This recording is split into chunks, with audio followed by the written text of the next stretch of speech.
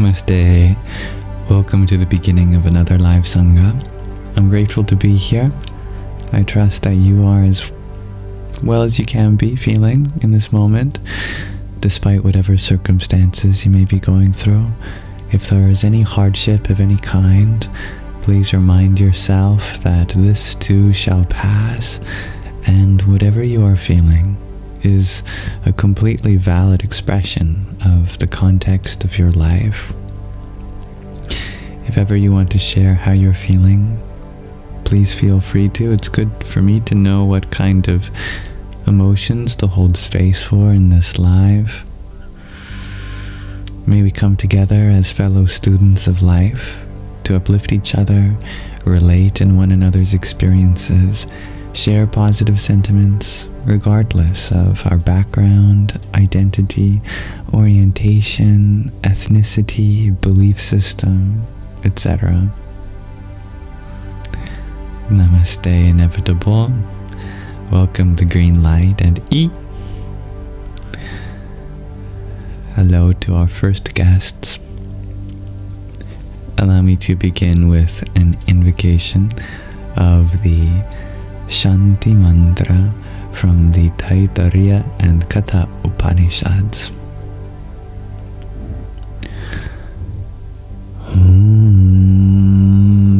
Sahana vavatu, sahana bhunaktu, sahaviryam karva vahai, tejasvina vadhitamastu, ma vidvisha vahai. Om Shanti Shanti Shanti. Om. May the divine protect us both together. May the divine nourish us both together. May our studies be vigorous and effective, and may we not mutually dispute or hate any. Om.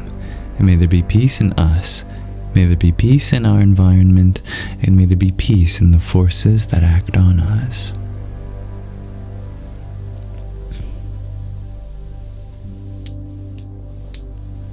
And thank you, dear Tattvamasi, for your quintet of roses. Hari Om Tat Sat. Namaste. I am Princess Mom. At the highest level, there is no other. There is only the Self, the universal being, which, at the level of our bodies and minds, we are all a part of.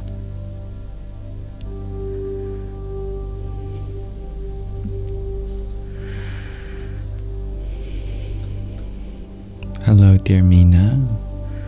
Hello, Wes. Welcome, Usha Priya Ji.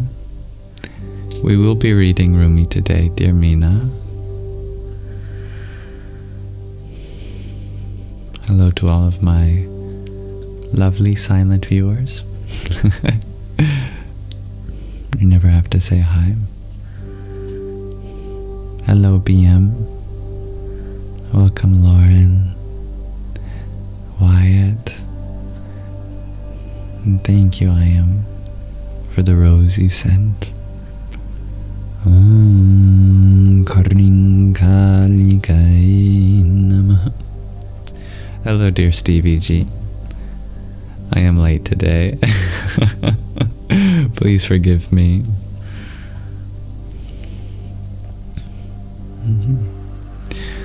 I will probably be reading Rumi, maybe in an hour or so, maybe a little less than that. Hello, dear Sarah. Glad to have you here. May you find rest at the perfect time. You as well, Tanya.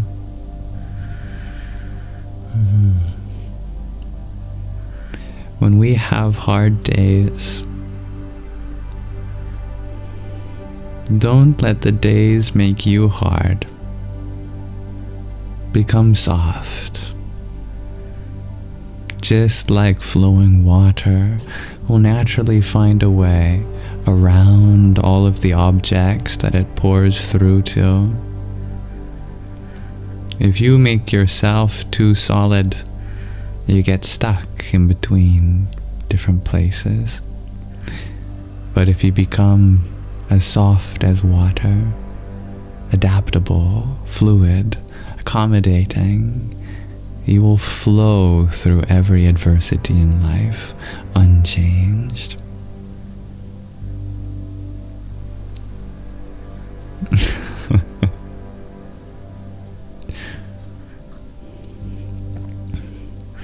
Dear Sammy, you share you recently picked up the book called The Science of Self-Realization.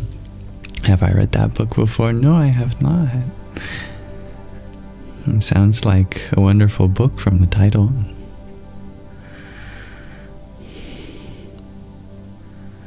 Does it happen to be written by Paramahansa Yogananda?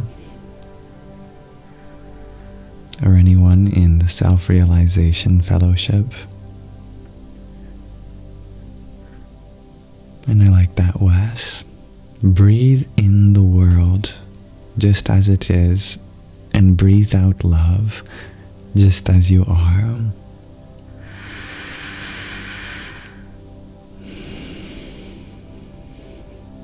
Beautiful.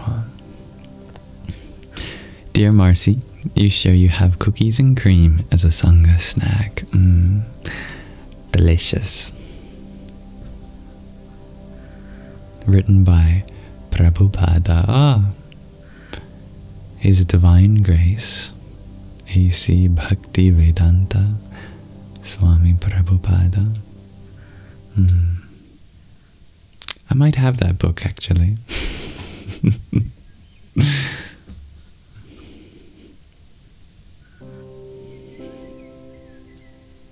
Namaskaram, dear dancing aurora borealis. Hello, love.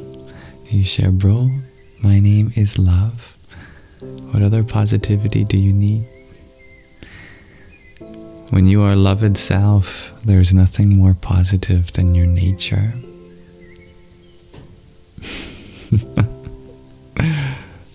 You guys are funny.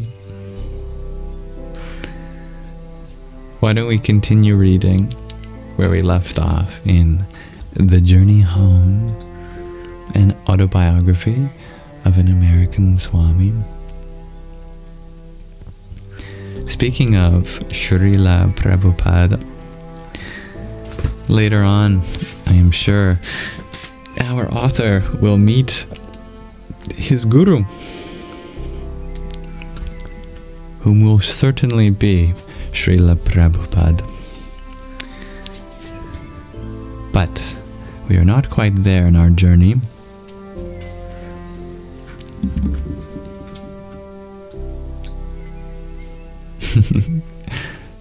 Welcome, dear Stevie G and Shrihasya Chitrakar. Oh, it's no spoiler. Our author included that picture in an earlier chapter as foreshadowing.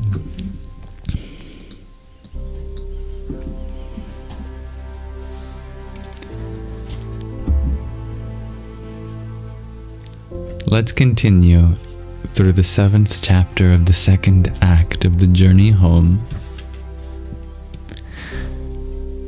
Throughout the scenic terrain of Bodh Gaya were scattered temples representing the various Buddhist nations of Asia. I wandered the countryside visiting these sanctuaries. In the peaceful setting of the Burmese Vihar or temple, I met Satya Narayana Goenka. A year or so before, this teacher had come from Burma to share an ancient technique of meditation. He invited me to attend a 10-day course beginning the next day. Moved by his sincerity, I became his student. Along with a dozen others, Goenkaji, as we called him, became an affectionate father to all of us. His silvering hair was neatly parted to the side, and his clean-shaven face radiated peace. A blue checkered cloth called a lungi was wrapped around his waist, extending to his ankles, and he wore a white button-down shirt. As he sat in a cross-legged position, Goenkaji shared with us the story of his own life. Born in 1924, he was from an Indian family that settled in Burma to pursue business. Although he attained great wealth and prestige, he was quite miserable, suffering migraine headaches and mental anxieties.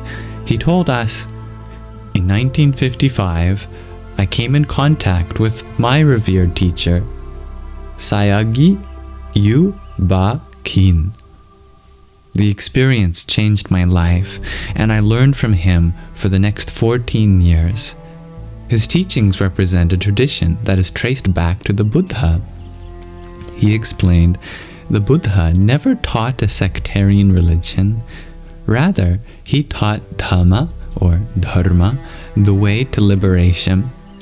He taught us that Vipassana, which means to see things as they really are, was one of India's most ancient techniques of meditation.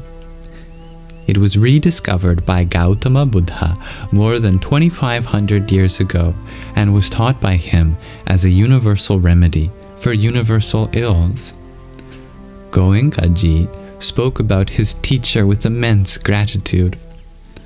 Although Yu Ba Kin was a householder and not a monk, he mastered the art of practicing and teaching Vipassana. To fulfill a great dream, he blessed me to bring Vipassana meditation back to India, the country of its origin. In Goenkaji, I found a man of honesty and integrity. He was easy to trust. His teachings were simple and direct. 3 times a day we had group meditation, and each evening he lectured. Through this meditation, he said, you will learn to observe life within and without, to witness it with neutrality, detached from the conceptions of pleasure or pain, success or failure, and happiness or distress. In this way, the mind gradually finds more and more subtle states of peace, and from peace, compassion awakens. Each day in the mid-morning, I had private discussions with Goenkaji, and we became very close. With sincere concern, he extended himself to each of his students, and he asked nothing in return. His powerful presence and conviction sheltered his small following. At the conclusion of the 10-day course, he invited me to attend his upcoming courses in Bombay. I agreed to meet him there. For several days I practiced Vipassana under the sacred Bodhi tree from sunrise to sunset and prayed to the temple's golden Buddha for blessings. From Bodh Gaya, I traveled northwest to Sarnath.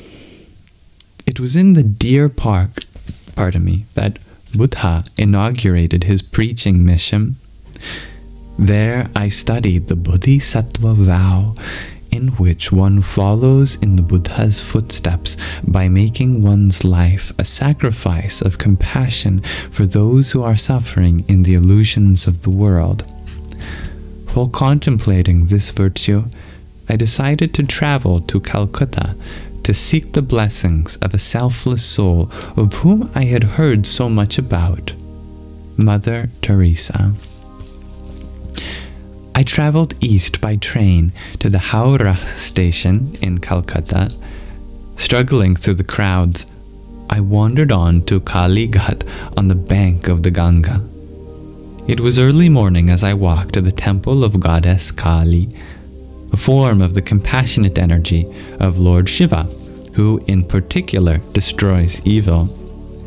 Swarms of people crowded on the entrance lane, shops displaying pictures of the sword-wielding goddess with her long tongue hanging down, Shopkeepers yelled out, "Japamala," while holding up blood-red garlands of hibiscus flowers. Each trumpet-shaped red flower, which was dear to the goddess, had 5 petals and a long, drooping red stamen protruding from the center, or stamen. I forget how to pronounce this botany term. Resembling the pictures of Kali's tongue. Incense and jewelry were stacked up in the overcrowded stalls, while piles of milk sweets, flowers, coconuts, and red powder were aggressively sold as offerings to the goddess. Deafening music blared from speakers as pilgrims, shopkeepers, and beggars collided. Lines of lepers, widows, and the lame sat staring at the passerby with hands stretched out, crying for charity. I wanted to give them something to alleviate their misery, yet I had nothing to offer but a sad smile and my prayers. At the entrance gate, amid shoving and chattering, hundreds of people were streaming in and out of Kali's temple. I was not prepared for what I was about to witness. Across from the goddess's altar were sacrificial altars stained with blood and flesh. Squealing frantically, a black goat was being lifted by the legs as its head was inserted between the bloody staves. Sorry for this part of the story, everyone. Bare-chested and chanting mantras, a priest swung a large, wide, curved knife down and, swack, severed the head of the goat. Blood spurted from its neck. A lifeless head, its eyes looking into nothingness, fell with an eerie thump to the ground, while its body was immediately taken away for cooking to feed the poor. Nauseated, I rushed outside to the bank of the Ganga, struggling to make sense of it all. What a striking contrast, I thought, between the bloodshed I see here and the peaceful sages I lived among who follow the same Hindu religion. I grappled to understand the apparent contradiction.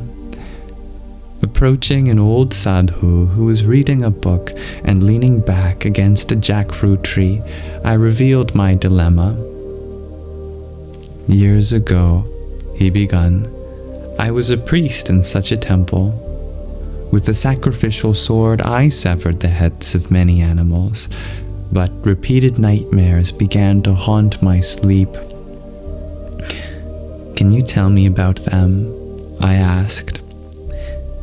Yes, the goats I killed would invade my dreams. First I saw them screaming in misery, next staring with vengeful eyes. They gored me with their horns and lacerated my flesh with their teeth. Then a monstrous priest with a man's body and goat's head thrust my head onto the altar and severed it with my own chopper. Slapping his book shut, the man leaned back onto the tree. I couldn't take it any longer and quit my duties as a priest to accept the life of a sadhu. My eyes wide, I listened. In every religion, he said, people interpret scripture and follow particular practices according to their level of realization. For those who seek the essence, the path is selfless service and meditation on God. For attaining higher material enjoyment and reducing sins, increasing piety is recommended. But for those who crave material boons, there are varieties of practices, such as the sacrifice you observed. The Vedas are said to be like a desire tree, wherein we can find a path to fulfill whatever we seek. Kali is the merciful goddess of nature and is worshipped in different ways by different kinds of people. But despite all they do in her temple, the goddess Kali is a vegetarian. I gazed into the river's current. In the west, I reflected, Millions of animals were slaughtered behind the scenes, invisible to the eyes of society. Here, at least, those eating meat witnessed the truth of what was required to provide for their diet. Up until this day, I had been thinking that examining many paths would broaden my understanding of spirituality, but this incident gave me a deeper understanding that, without a mature guide, apparent contradictions in every tradition could seriously bewilder me. As I walked along the bustling streets of Calcutta, my heart throbbed with anticipation for my next destination. Honking cars vied with one another for every inch of road. Trucks revved and roared, blaring their horns. Hundreds of bicycles and motorbikes clamored together. Sweating and straining barefoot men tugged rickshaws, taxiing whole families. Oxen huffed, dragging overloaded wagons.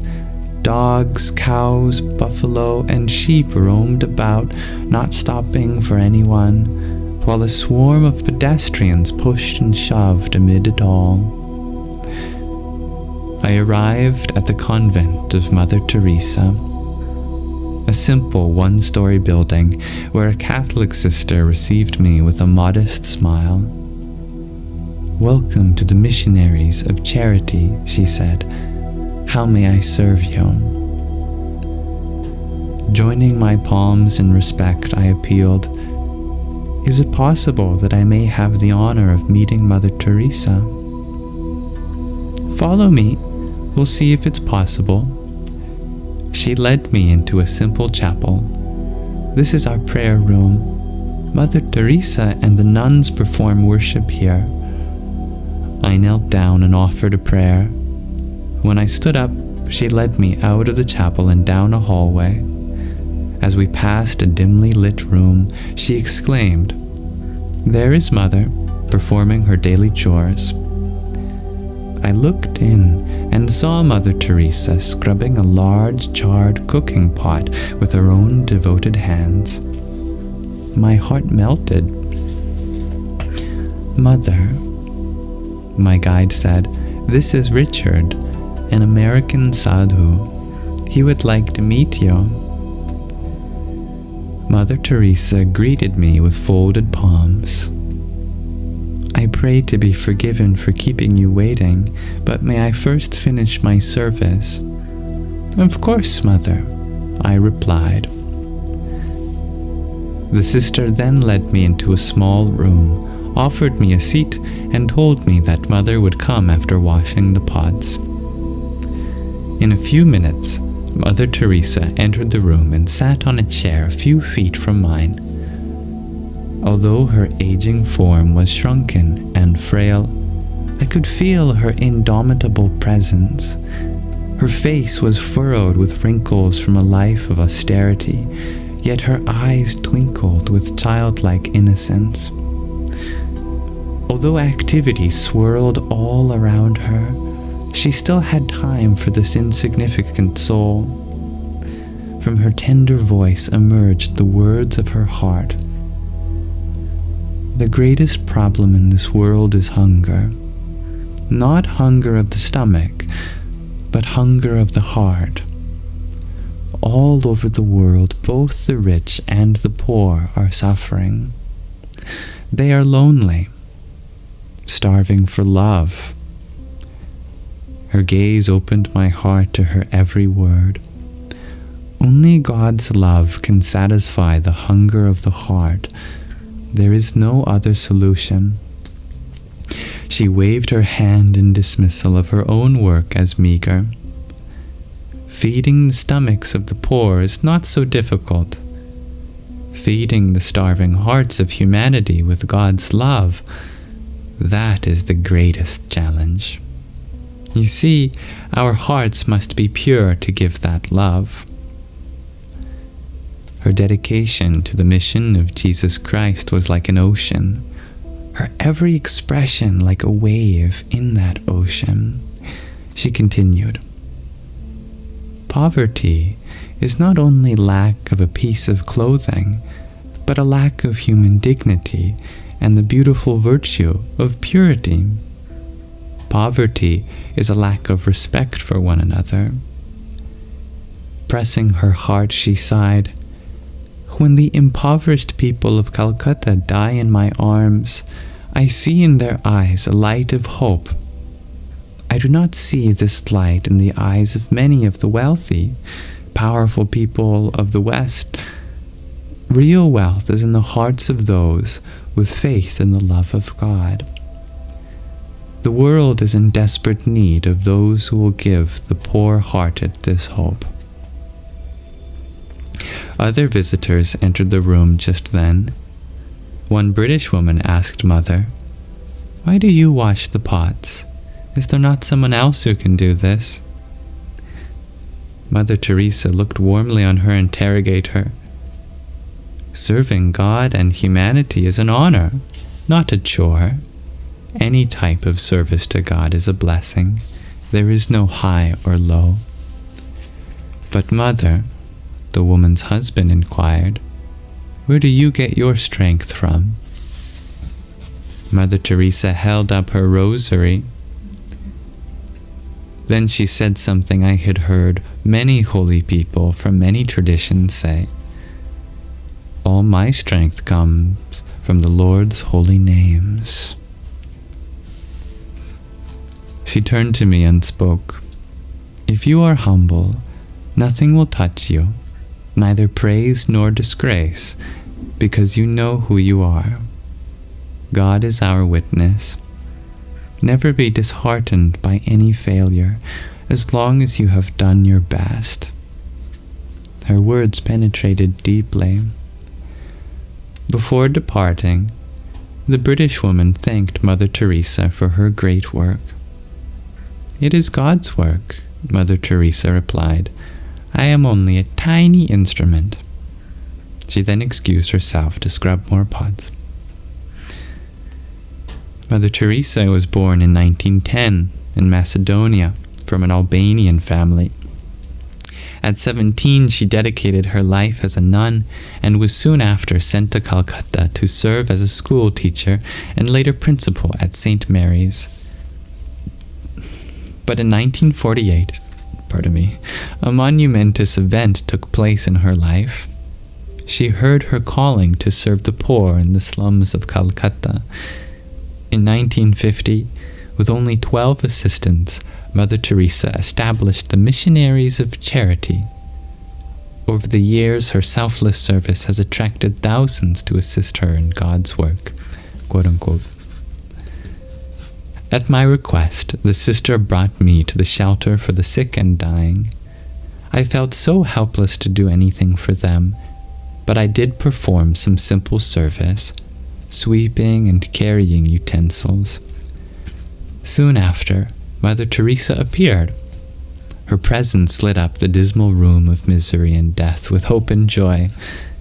As she held the hand of a woman ravished by disease, she smiled tenderly. The woman was transformed, her eyes illuminated with a joyful sparkle as she smiled back at Mother Teresa. The mother then went to each and every bed, not out of duty, but out of sincere affection. One emaciated man, coughing blood and rapidly declining, felt her hand upon his head. He looked up at her as if she were an angel who had come at his greatest hour of need. Bowing his head, he smiled. "God's love is with you," she spoke tenderly. "Remember him in gratitude." To a dying woman, alone and rejected by her loved ones, Teresa offered comforting words. If you sincerely want to love God, you must learn to forgive. The burden of the woman's heart was lifted. Mother Teresa's love for God included all people as well. In her humble, unassuming manner, she gave the miracle of hope and joy to everyone she touched.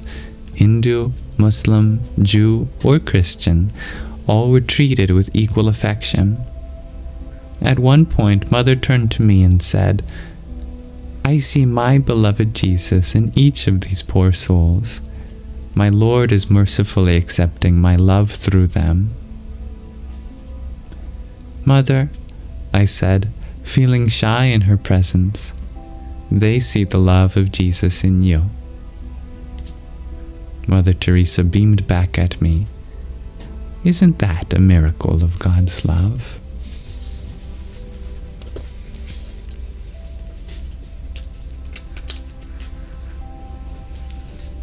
Thank you for listening.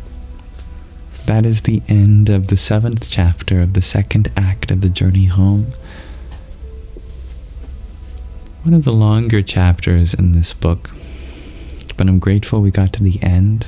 And just within that section of the chapter alone, we got to experience a few different traditions, from Buddhism to the devotees of Kali, to a certain form of Christianity.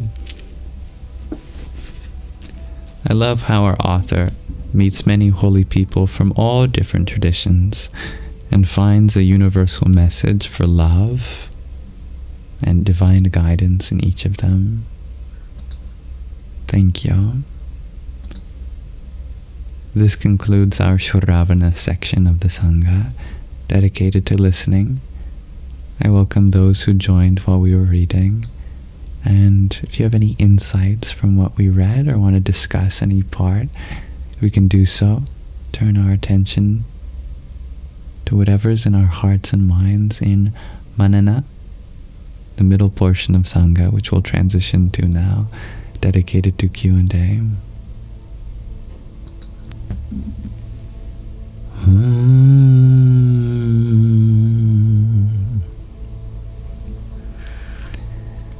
Dear Myrna, you're wondering, have I read the book before, or am I discovering it now with us? I'm reading it real time with you. I don't usually read in my personal life, so it's a great blessing to have someone to read to, as that gives me an excuse to do so.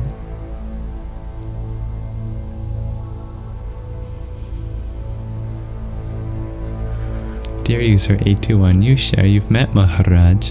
He is very kind, and it's a nice surprise me reading his books.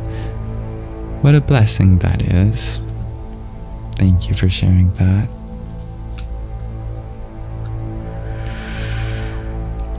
Thank you to those who sent a unexpected gift whilst we read.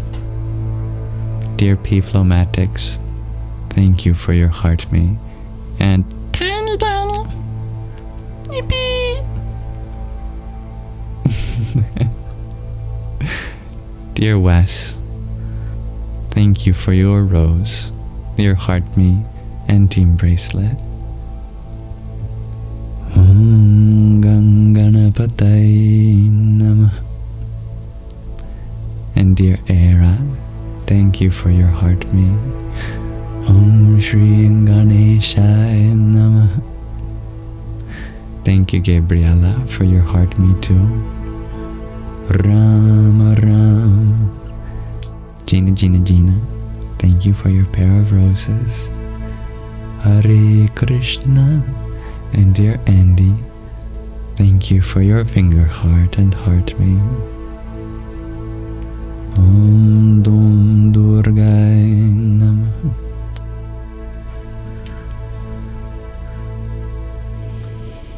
I am wondering how all of you are feeling at this moment. If you want to share, you never have to, but it's good to know what kind of things to hold space for in this world today.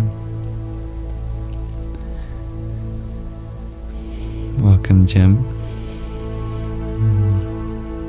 Namaste, faithful being. Yeah, I think reading to others, if you can find someone that you like to read to and they like to be read to, that's a wonderful way of reading, to make it a communal thing.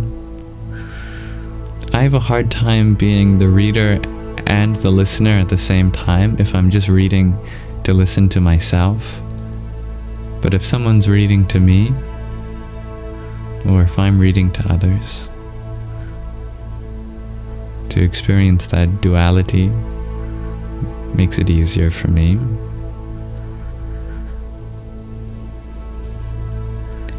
Hello, dear Chloe.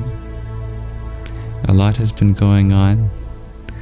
Yes, that sounds like the universe always has something new for us. Dear, dear Mama JJ, you share your toxic trait is buying books and never reading them. Well, I'm sure you'll have lots of wonderful books to pass on. And what a blessing it will be for your loved ones to inherit your collection, or if you donate them at a future time. I am sure you have curated such a wonderful combination of stories that reflect the person you are.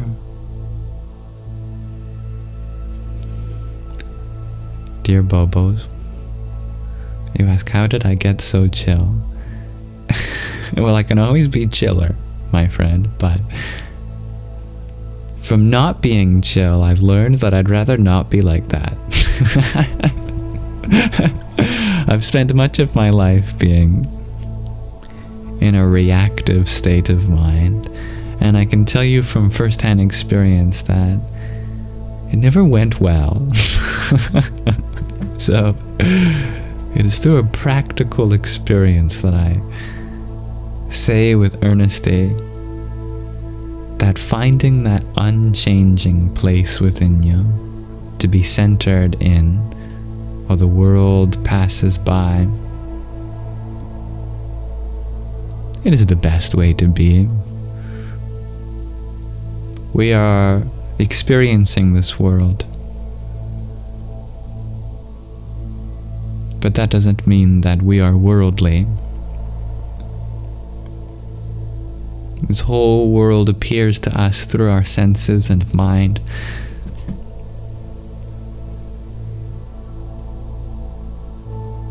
And therefore the whole world, in some sense, exists within us, rather than us within the world.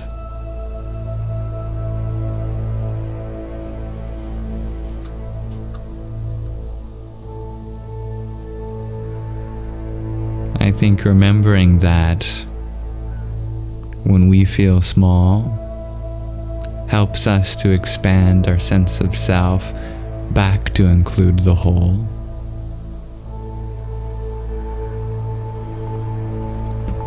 Thank you, user 821.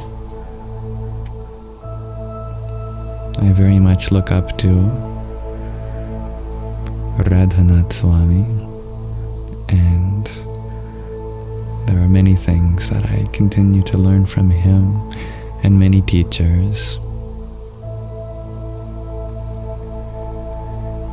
Dear Dancing Aurora Borealis, you share your feeling calm and grateful. Oh, I'm grateful to hear that. I believe you, dear, dear Mama JJ.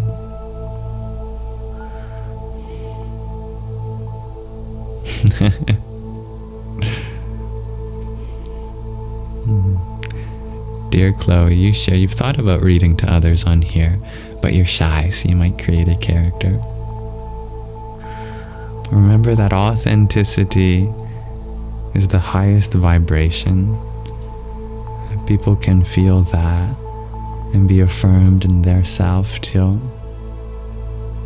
And you, as a good reader, become all the characters which you read. You don't have to be anyone to be a good narrator, other than let the story become yours.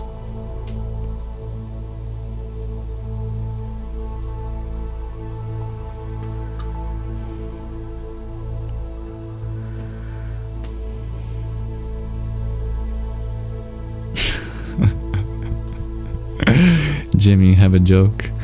There was a Hindu man who wouldn't leave. I told him to go, but he said, Namaste. That's good.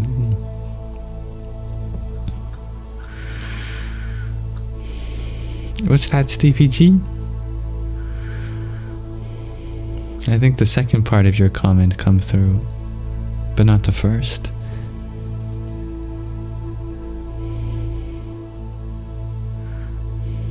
Dear Fenfane, you ask, can I astral project? A good question is where the word astral comes from, and projection.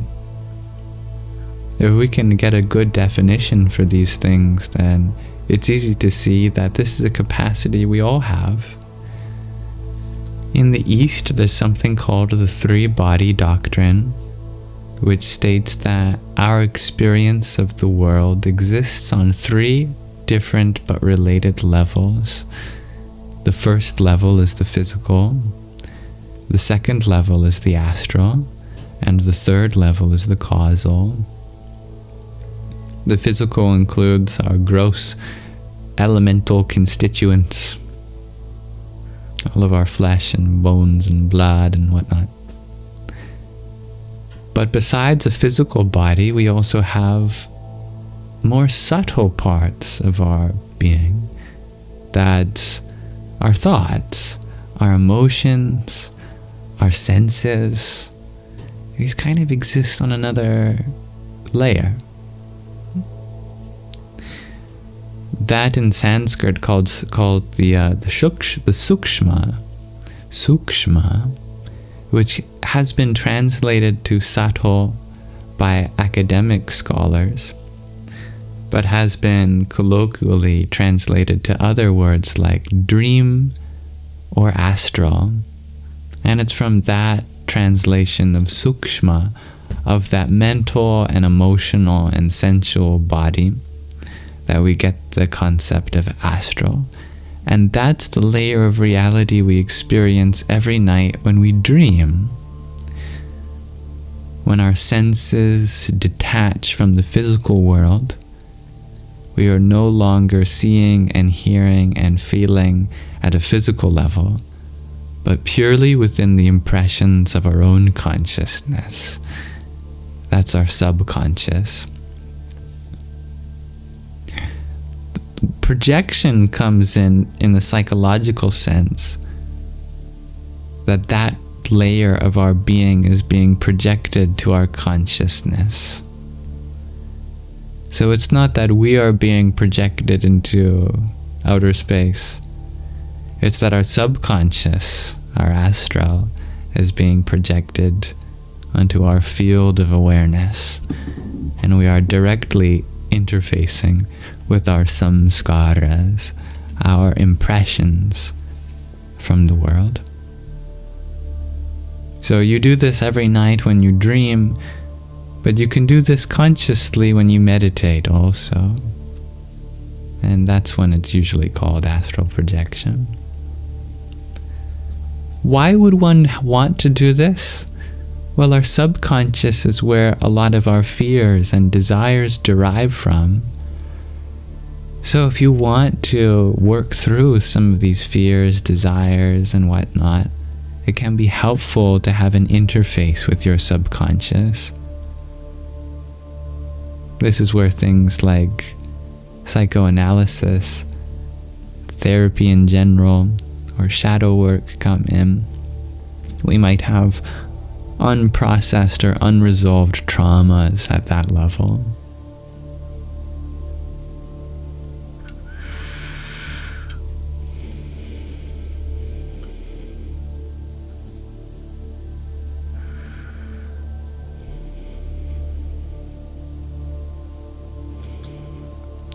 Hello, dear JJ.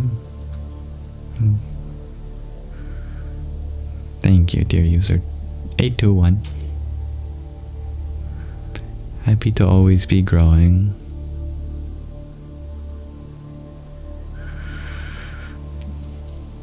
We may not be worldly,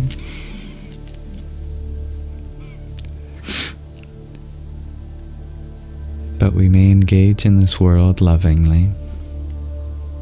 I like that, Usha Priyaji.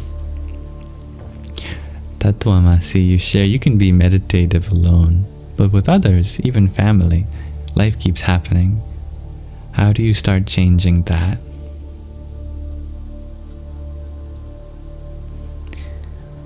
It sounds like you have associated meditativeness with Nivṛtti,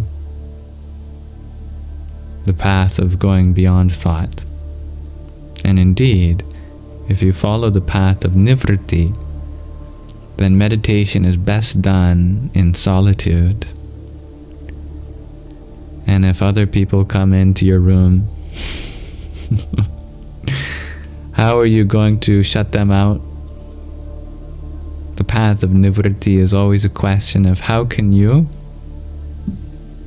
absolve yourself from these experiences. Direct your senses inward. And by that I mean away from the world. That is a path for a sannyasi to follow. Someone who can dedicate hours of their day to seclusion. For worldly people like yourself who have households, family to take care of, the path of Nivṛtti is not recommended. Instead, the path of Pravṛtti is recommended, that you actually use thoughts, that you go forth in search of experiences, not as a means of granting you moksha, but as a means of karma yoga. That every action in this world allows you to practice non-attachment from result or outcome, and you dedicate all of your activities to the divine. You work, you live, you serve prayerfully. That way meditation isn't associated with silence and stillness and nothingness. Your meditation is the life you live with your family, with your job, with your house, with your friends and family. You see all of it as a kind of lila, pastime of the divine, which appears before you in and as everyone.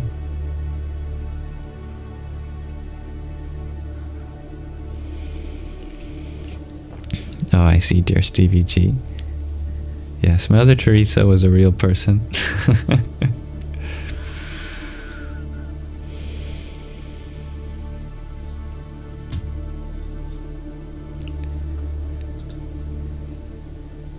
Thank you, dear John Tyler, for your trio of roses. Om Kamalyar Mahan Kalikai Namah.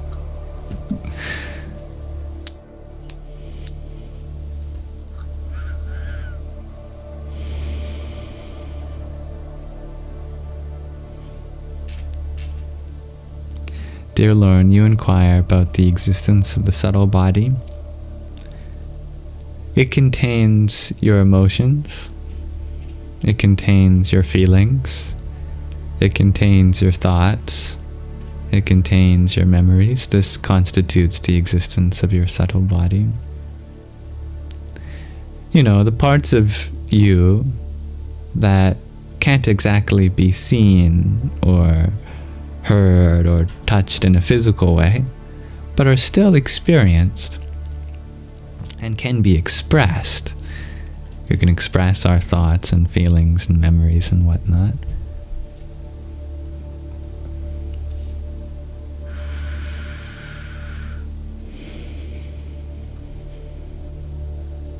But it's not like we can look under a microscope and go, oh, there's a thought. Oh yeah, the thought is traveling over there. We can measure its length and breadth and depth and momentum, kinetic energy. It is something non-physical.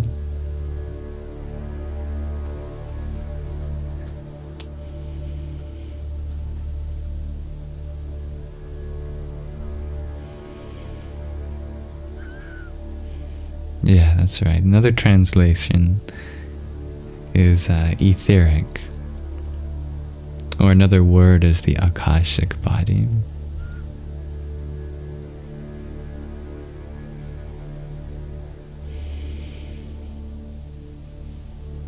Although that might be reserved for the causal, the karana, which is the third and even subtler level of our body. Dear Jim, you ask if I've heard anything about the silver or gold cord in my studies. I think I've heard of the golden tether, which might come from Buddhism specifically, which is the attachment to having a sense of spiritual knowledge. And the reason it's called the golden tether is because it's still one of those tethers to be detached from, but it's the most difficult to let go. It's golden. We like it. We like feeling like we have a sense of knowledge. It is when we might get stuck in the sense of that we have no more learning ourselves, that we have nothing more to learn, but we only have something to teach. One may genuinely have spiritual revelation, but if you're attached to the idea that you have spiritual revelation, then that is the golden tether. So, to break the golden tether is a counterintuitive thing to do, because it means having enough spiritual knowledge where you can recognize the growth you've had, and yet deepen a sense of humility to the point where you feel like you're only beginning. Then you become the eternal student, forever growing. And you revere everyone else as your teacher.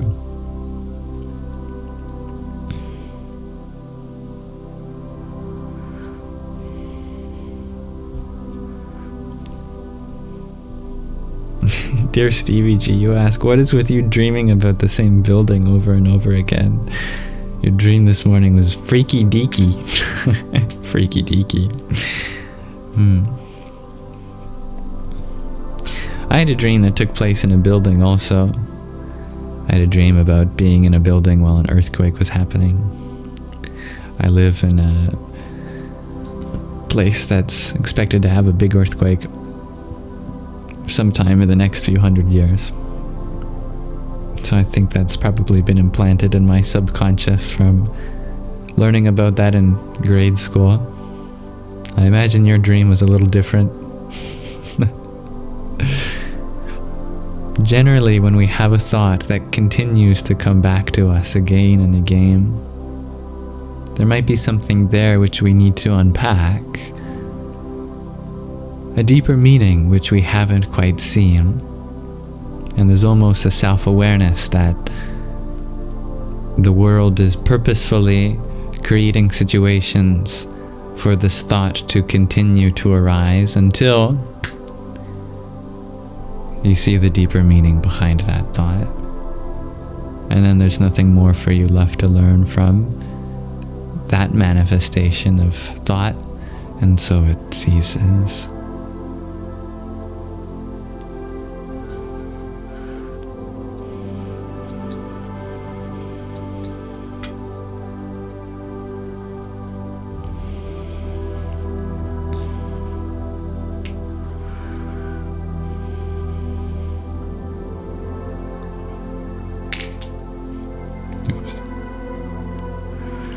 Sorry, my chat scrolled. I'm trying to find my way back to where I was.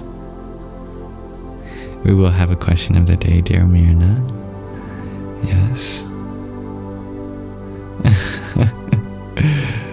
You don't have to look in any other way than what feels natural for you, dear Chloe. Be yourself. I'm wearing a house coat today. The only thing less presentable than this is if I wasn't wearing anything at all.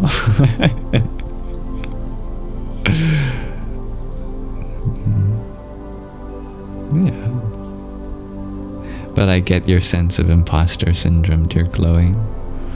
That's a sign of humility. But yeah, it's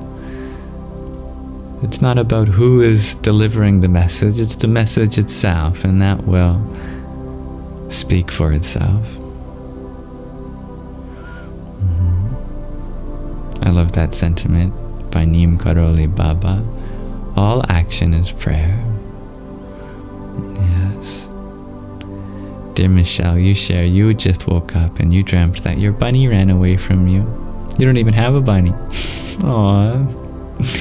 My mother got swarmed by bunnies on the side of the highway today. My mother is like a Disney princess, always attracting animals. She took some pictures, it was cute.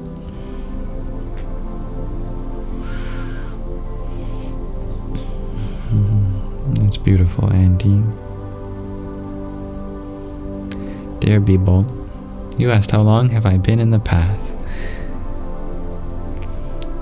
Always. You're never not on the path.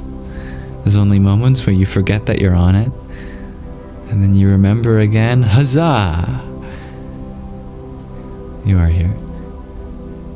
Yes, I've been very well, thank you, Chloe. I've been thinking how grateful I am because my physical and mental health has been very, very graceful these past few weeks, and I don't even know what the cause of that health is, so I send my regards to the universe.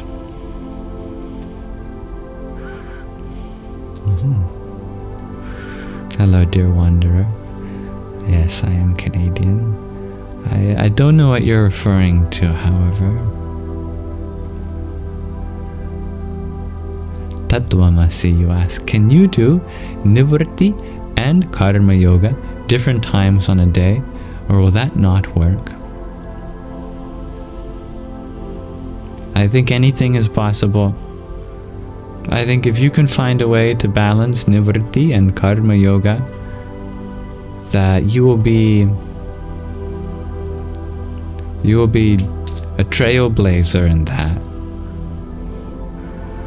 But I'm speaking a little tongue-in-cheek because it will not be easy.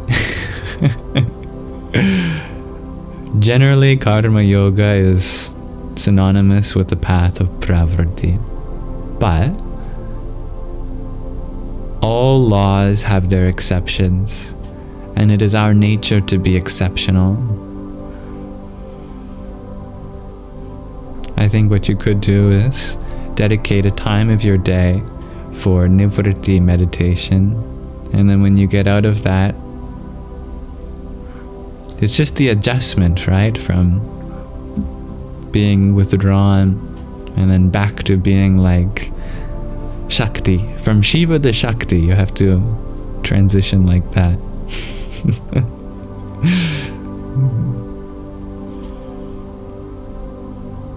I believe you'll be able to balance that.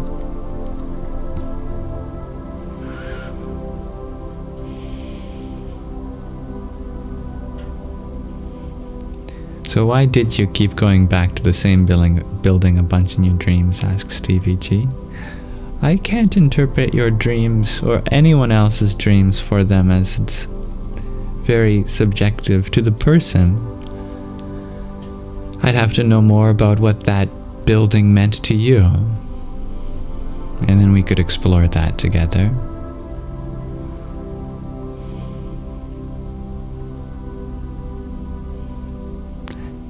They are pretty words, etheric and akashic. Thank you, Tattvamasi, for your pair of trios of roses.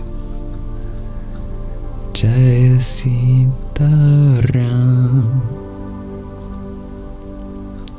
I'm a little behind in the comments. Thank you, everyone, for your patience. Let's see, where was I? Just chilling, you ask, do I like Star Wars? I do like Star Wars. Yes. John Simon, you ask, what does Akashic mean? Akashic is the adjective form of Akasha, which means space or ether. Space is probably a more literal translation. So the adjective form of space in English would be spatial. So Akashic means spatial. You've probably heard it used in terms of the Akashic records, which means the records that space keeps, the spatial records. It's amazing. In modern times, we have Einstein's theory of general relativity to tell us that space-time has impressions in it based on the energy that exists within it. It's gravitational curvature. But the ancient yogis, rishis, they were already aware of this, that they had a term for this. Records of Akash. That space holds the record of everything that's in it. Samskaras.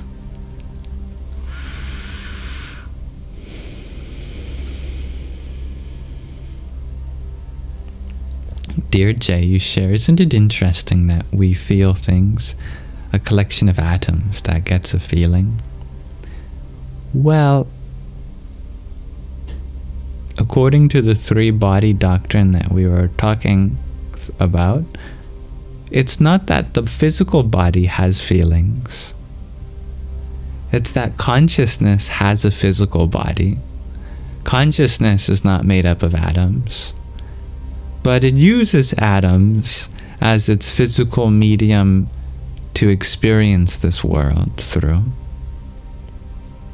And there's something in between consciousness and the physical body, and that's the patterns of energy that exist on top of that.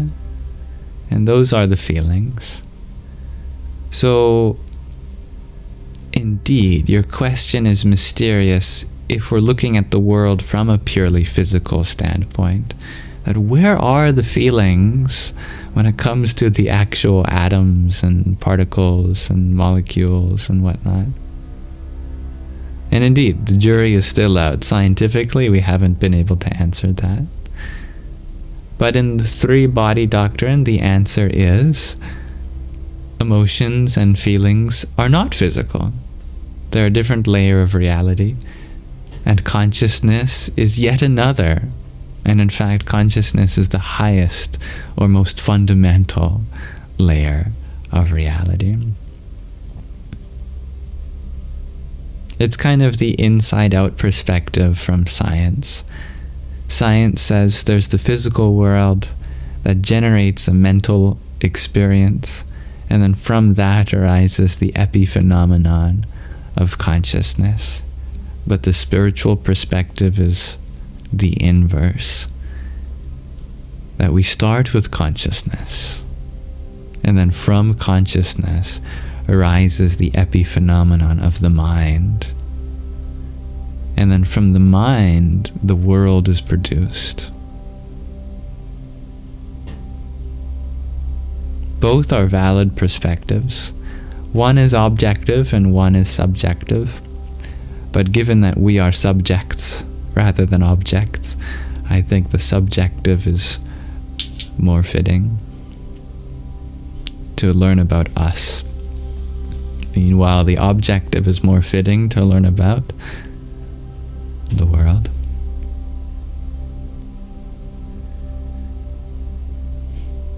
Now, dear faithful being, you ask, do I know what the Diamond Sutra is? I'm unfamiliar with the Diamond Sutras. I'm unfamiliar with most of the sutras of Buddhism.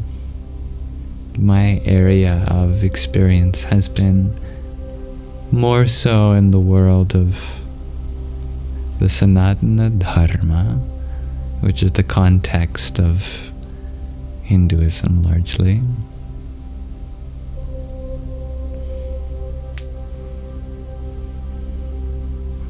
Dear Julian, you share, you should try having children.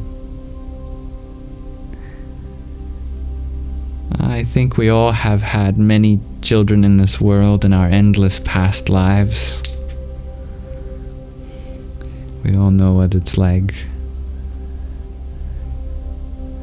Good morning, Michelle.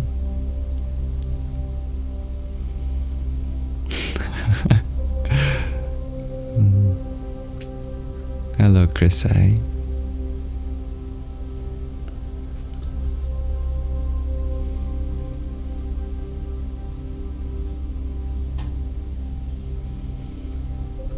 Hello, Don Suela.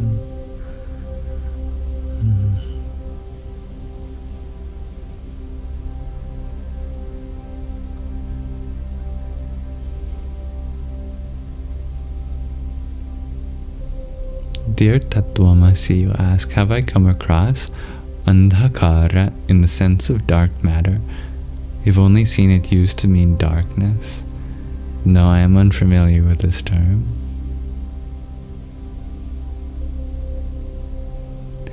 Thank you, Gabriella, for your heartmeet.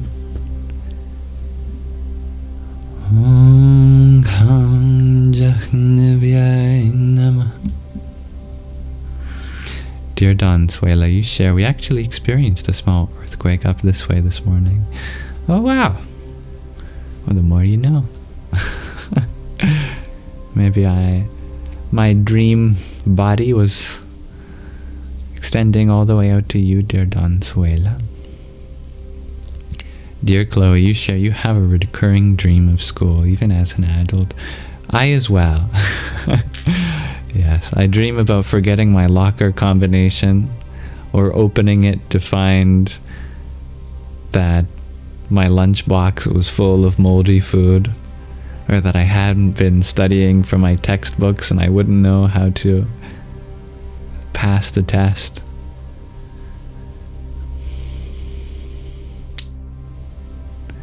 I love Neem Karoli Baba. And he loves me.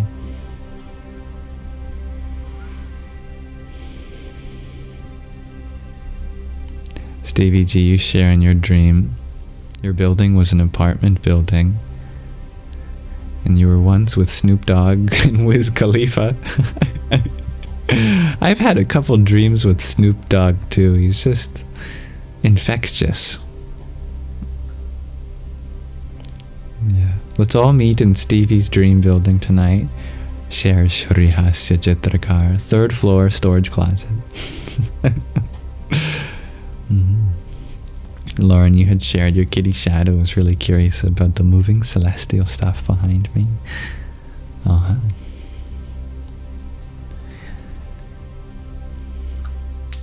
I love that we share a cat named Shadow.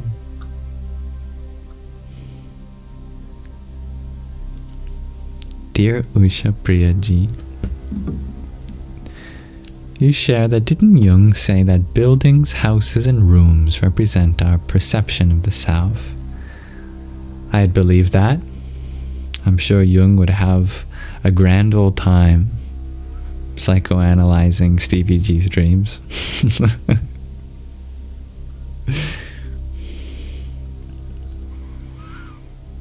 Stevie G, you share another dream. In the same apartment building, you kept sneaking in a room to see a girl you used to like. Then in your latest version, you kept going to a room of another girl, but then her family was found out and you were scared. But this was like an endless time trial loop. Oh wow. So how do you feel about Snoop Dogg and Wiz Khalifa? Did you have crushes on them too? I wouldn't blame you if you did. Thank you, John Simon, for another rose. Neon Jello Pack, thank you for your heart, me.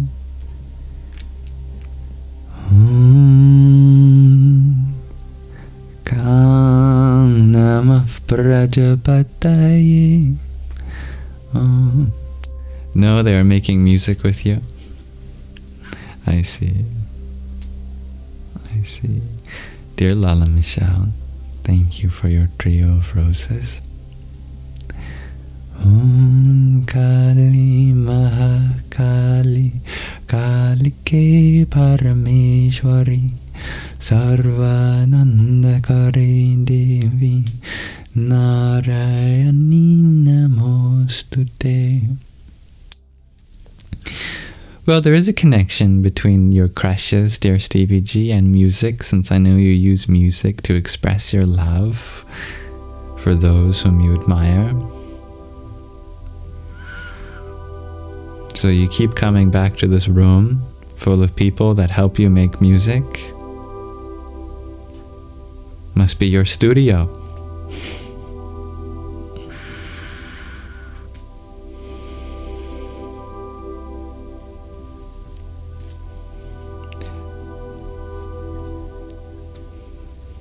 Thank you, dear John Simon, for another TGIF and rose.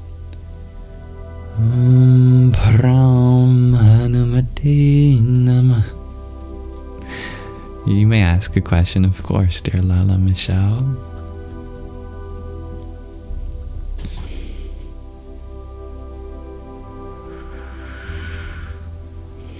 You have a shadow cat too, Chloe? Aww. You have her son still, and he's 21. That is an old and wise cat. Dear Lauren, you share you're getting scared of the Bhagavad Gita. Well, if any story scares you, you don't have to keep reading. But fear is never based in a complete understanding.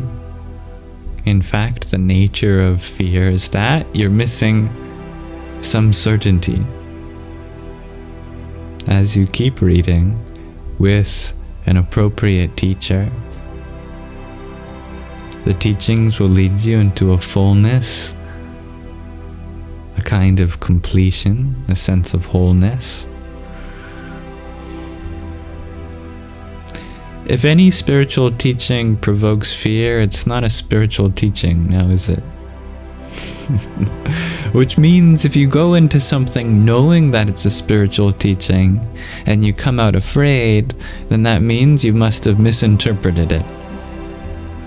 Which is a good thing, because it means that you can correct that interpretation to benefit from it.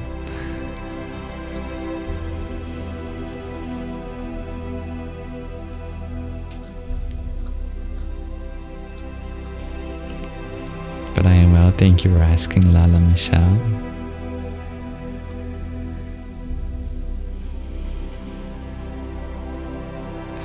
So the Sanskrit word you are mentioning, Tattvamasi, means the maker of darkness. I see. Maker of darkness. Sounds like a word for tamas.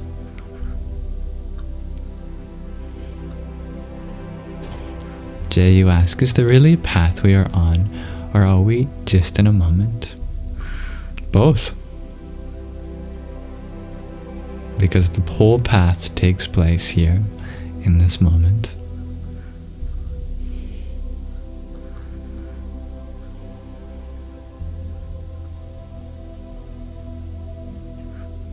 You're going for your learner's license, dear Donzuela. Oh, you're gonna beat me. My learner's license has expired.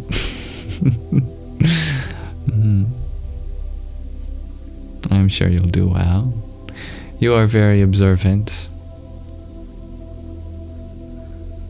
Meditate before you go.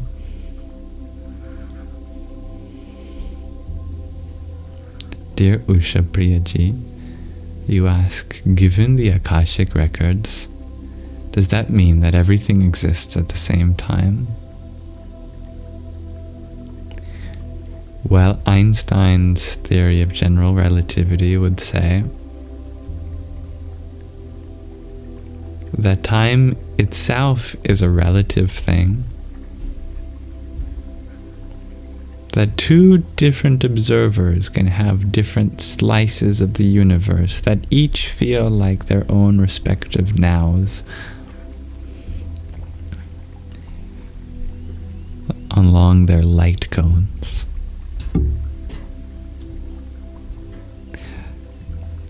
But if we think about how everything we experience takes time for us to experience it, sound travels to us, light travels to us, then what is truly occurring now is what takes no time to reach us. And what takes no time to reach us is only ourself. So the truth of the present moment, when you really reach what occurs now, is nothing other than the self. But it is from that very self that ultimately all of these experiences arise from, isn't it? So everything comes from nothing. In the nothingness of the self, one begets the many.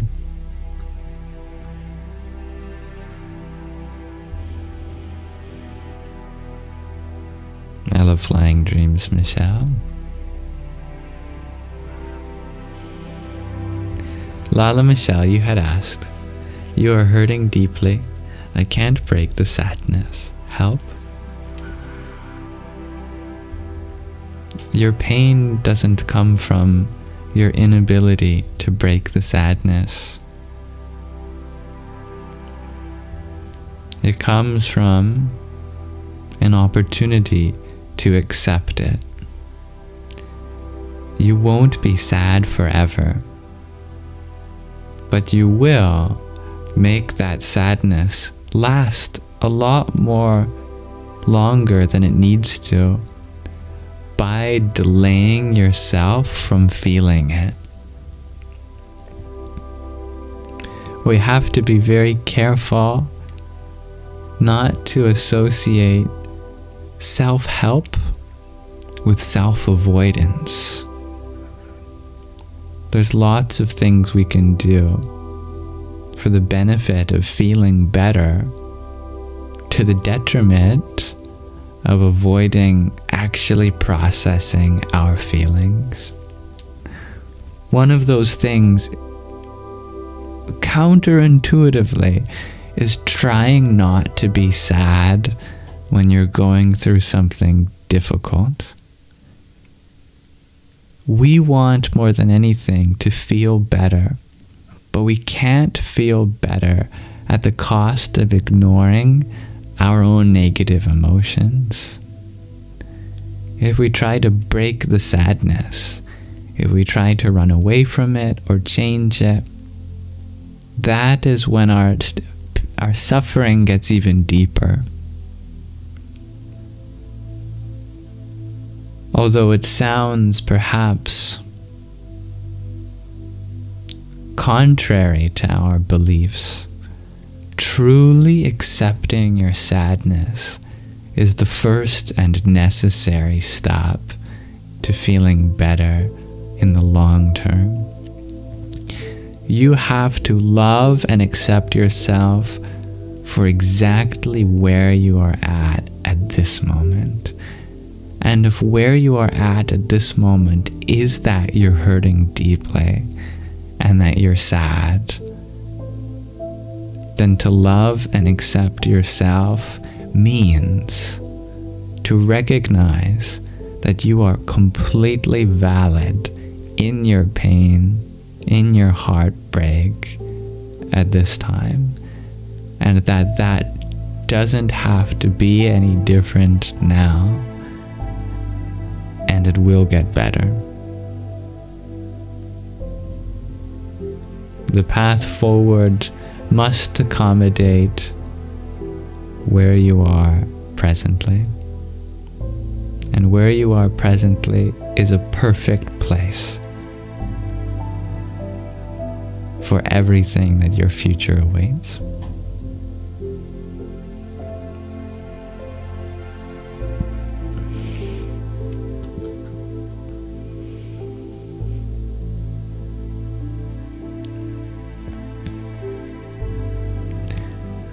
User 364, you ask, are you getting too lost in your dreams? Why are they vivid and usurping energy from your waking life? I feel that sometimes. I'm a big dreamer.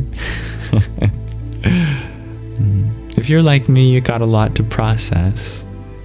And your own lucidity is a feedback loop that creates more and more vivid dreams. I think that's just a part of the phase of life we seem to be in at the moment. And that will naturally change. Yeah, usurping is a good word, isn't it, Stevie G? Your own vivivity is a reflection of your heightened perception of life. And that is a good thing. Hola, dear Mariham. Dear Anthony, you ask, was I the one who previously discussed a quiet mantra resonating more deeply with the true self? I did talk about that before, as it is said that the more subtly we chant a mantra, the more it resonates with our true self. Because the louder we get, the more worldly we may get. The quieter we get, the more spiritual we may get. There's truth in that perspective. But it's not a hard and fast rule, because there are many exceptional moments where it may be more deeply resonant to chant loudly. For example, in Kirtana, when you're chanting in an assembly with others, yes, we are sacrificing chanting at a quiet level, but we make up for that in the deepness of the communal bond, which sends that message in with a greater momentum. So it all depends on the context.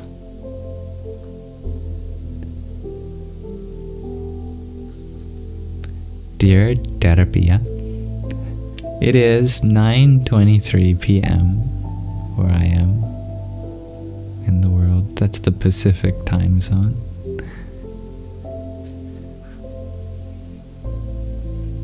Thank you, Shakira, for the heart me you sent. Om Shri Mahalakshmi Namah. Dear Truth Seeker, thank you for your heart me too. Om Namo Bhagavate Vasudevaya.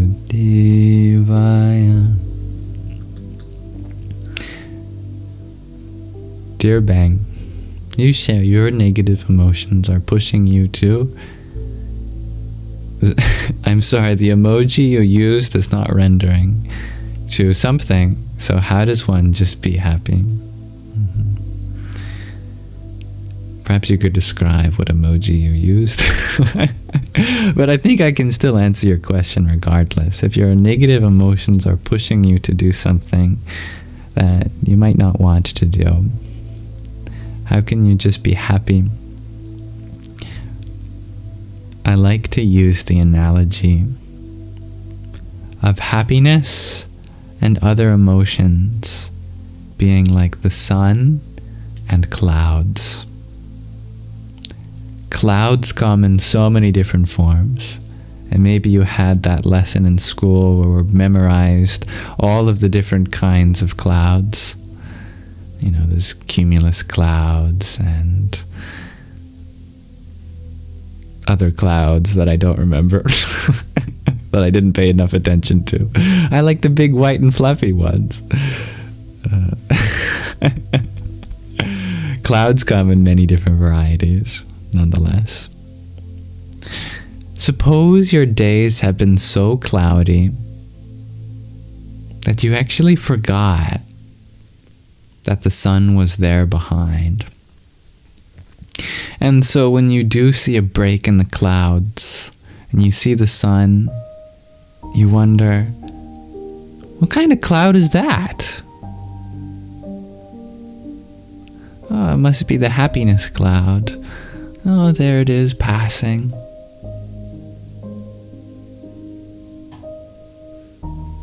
When we lose track of the identity of the sun, and we're so used to just clouds passing, we might think that happiness is just another cloud passing.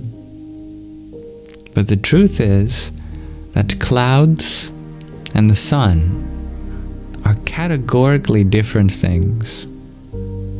Sun is the source of light. Clouds diffract that light, but they do not remove the existence of the sun.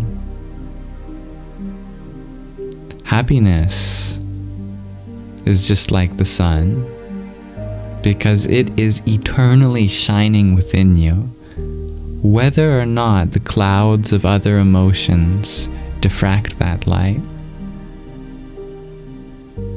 What I mean to say is this, that we don't have to look at happiness as something that comes and goes like all other emotions.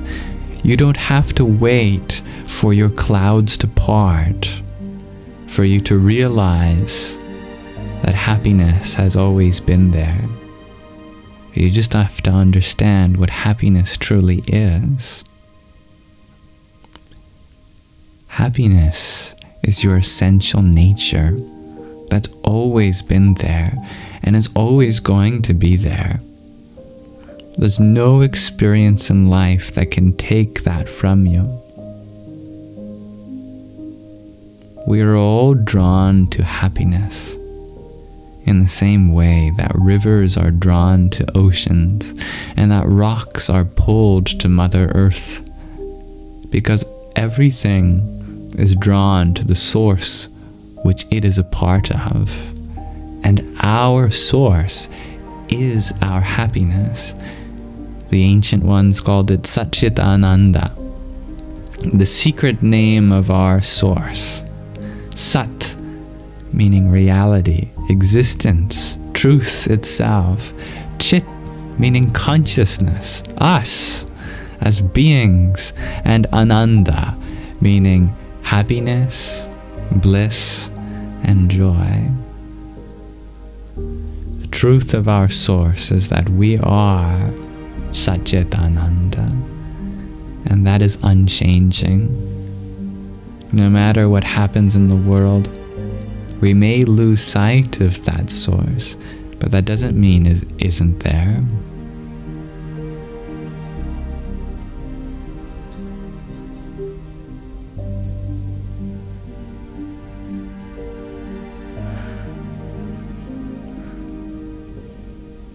Dear fair too, partly cloudy,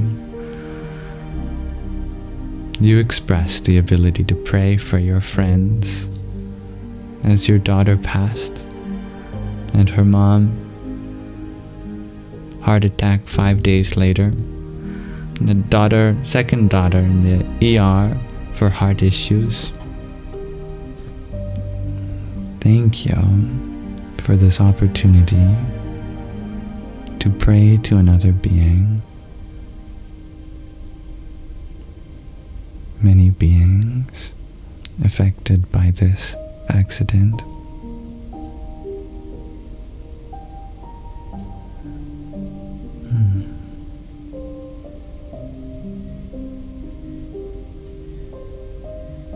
May all hearts be healed. May love find a way despite physical limitations.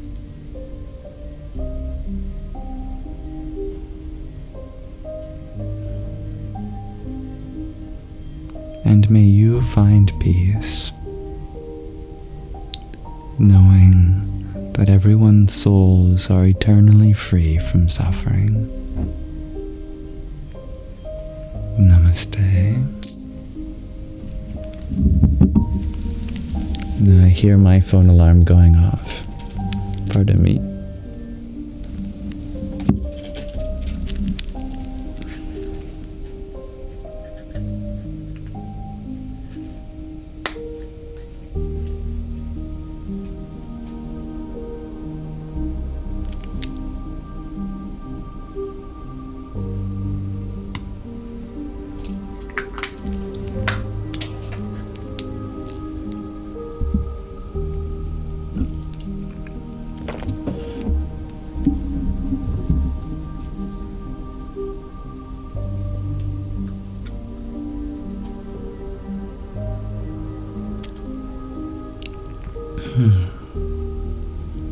I understand your concern for your country, dear Chloe. Remember that everyone has their own Prarabdha karma, which is the actions from past lives that give us lessons to learn from in this life. If you are on a spiritual journey, it is very likely that your Prarabdha karma is such that you have little, if any, lessons to learn from the world of politics. The world of politics is a realm of karma for the worldly people to be involved in.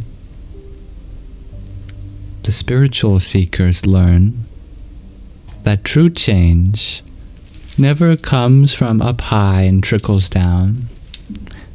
True change always begins in our heart. That it doesn't matter what other people vote for to run their country. What matters is who you vote to run your heart. Do you vote for love or fear? And this is an election that doesn't happen every 4 years, but happens every time we have to make a decision. Do you vote for love or fear? Vote love, dear Chloe.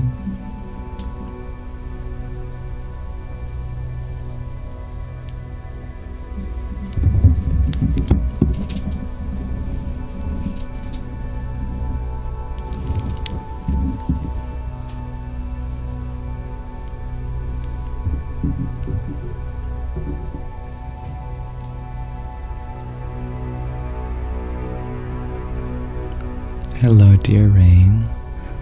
Do I have any advice for grieving? Of course.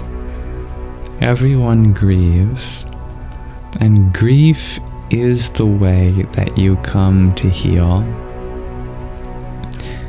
Although it sounds strange to say, the process of heartbreak is your heart healing.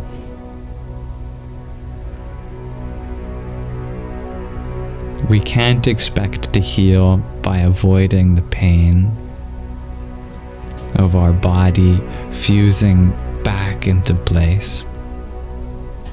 Healing is always a painful process up to the point that you're healed, and then you feel better. The feeling better doesn't come before the healing. This means that if you don't feel good right now, don't be worried, because the fact that you are feeling such intense emotions is proof that your emotional body is in the process of restructuring itself to accommodate your new experiences. If you feel like your heart has given a part of it to someone or something else that you can never get back, you can continue to grow your heart. Yes, our heart may sign contracts and the heart wants what the heart wants, but that doesn't mean that we can't keep growing in our heart And soon we have space again to hold new things. It's just like if you run out of room in a chest in Minecraft.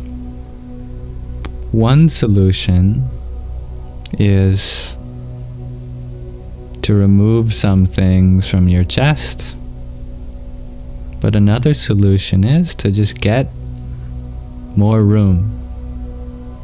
Expand your inventory space.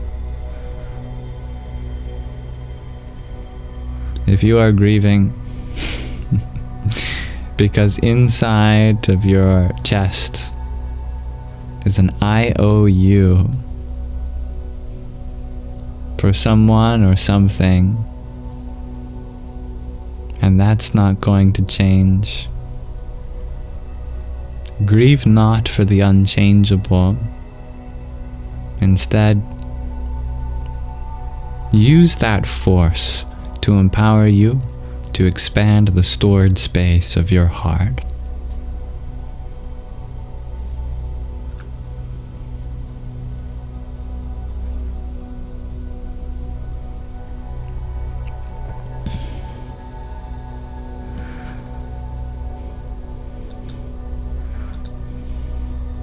Thank you, Rock Sandwich, for your heart meme. Om Dham Namaschandaraya. And dear Usha Priyaji, thank you for your Tom's hug. Om Ang Namah Parashaktai.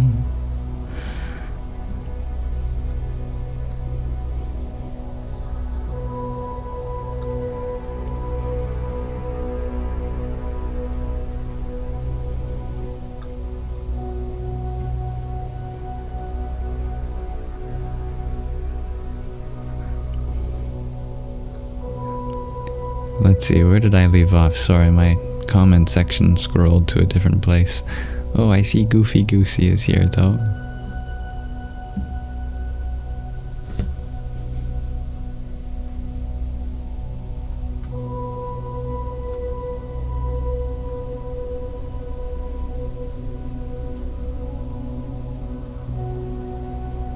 There we are. Is the music a little too loud, dear Anthony? Well, I don't mind turning it down for you. You're always welcome to ask if I can turn it down a touch. Oh, in doing so, I've scrolled away from where I was again.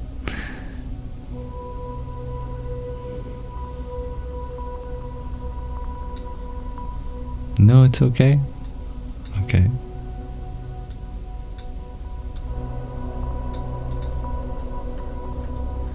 Let me scroll back up again.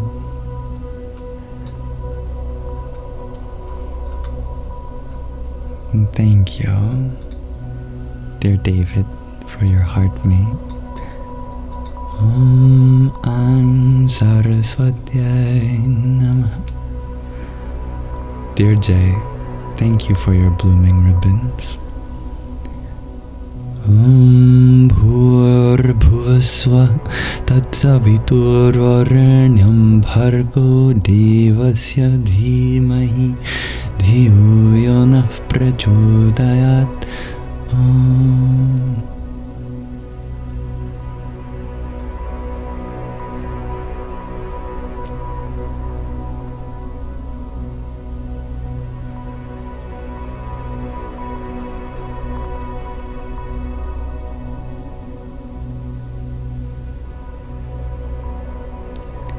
Sorry, I'm finding my way back to the last comment that I saw, or that I responded to. There we go. Okay.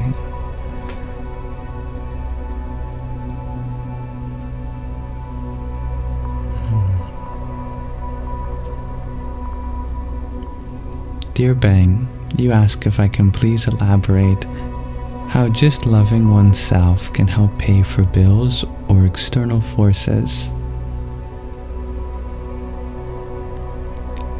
When we say loving oneself, that includes making sure that you have the security to take care of your essentials. That includes food, that includes water, that includes shelter. When we say take care of yourself, we mean make sure that your basic needs are being met. We love our body by making sure our body is healthy. We love our mind by making sure our mental health is adequate also. This means therapy, counseling perhaps, other resources. It's so important.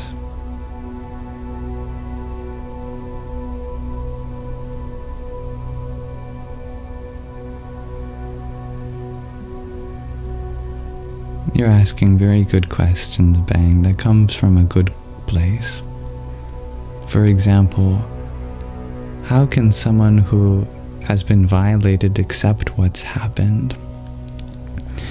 I think the sticking point is to understand what the word acceptance means.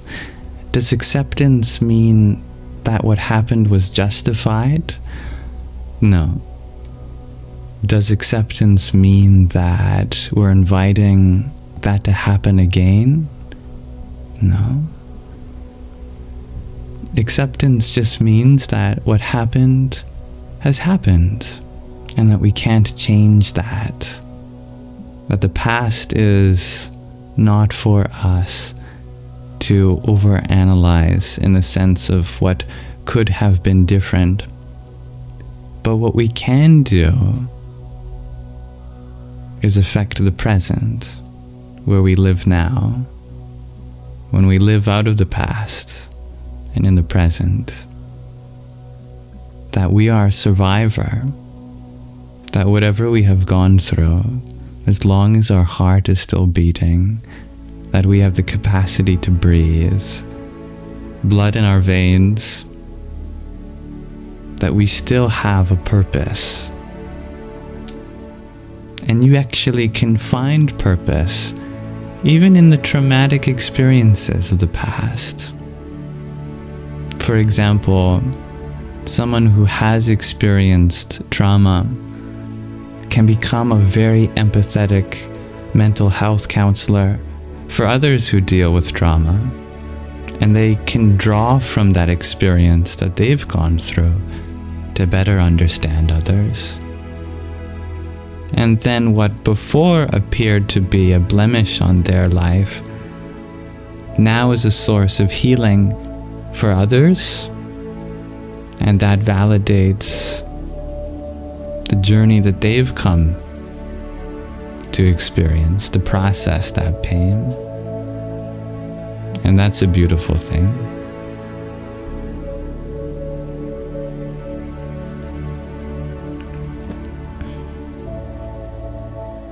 And thank you, Jamie.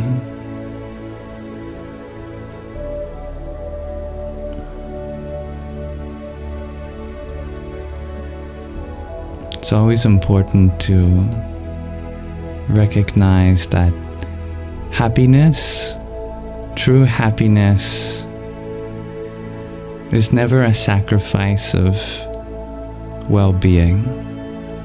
When it comes to one's own body and mind and other people's body and mind, that when we say we all go after happiness, what we mean is not short-term sense gratification, not pleasure, you know? Not the quote-unquote happiness one gets from experiencing something pleasurable for a short duration. But the happiness, the bliss that comes from long-term success, of building a brighter future for you, your loved ones, and this world. Happiness through selfless service, finding purpose in being part of the whole of life. That there's no such thing as my life versus your life, There is only our life, and we're all in support of that.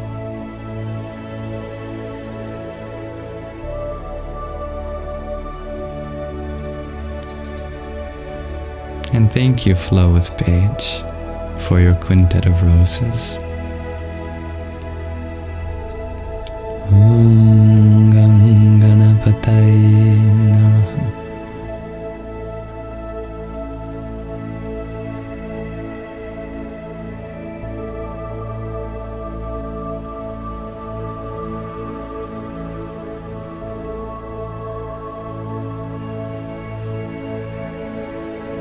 Sorry, my comment section scrolled back. I'm just making my way all the way again.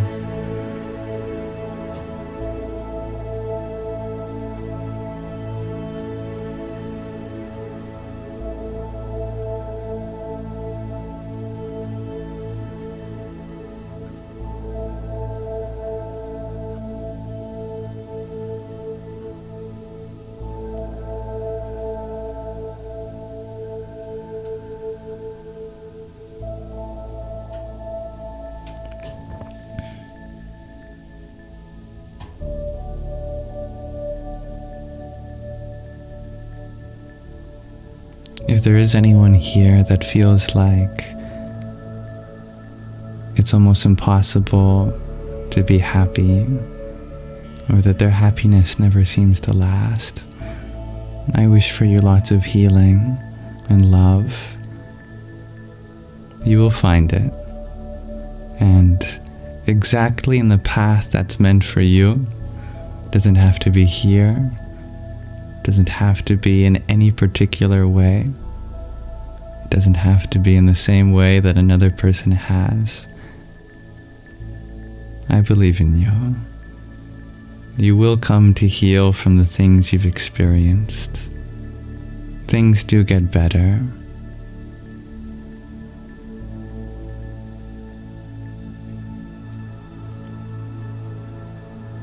I know there's a lot of fear in this world at this moment. There's a lot of anger, and that's valid. You are completely valid in what you are feeling.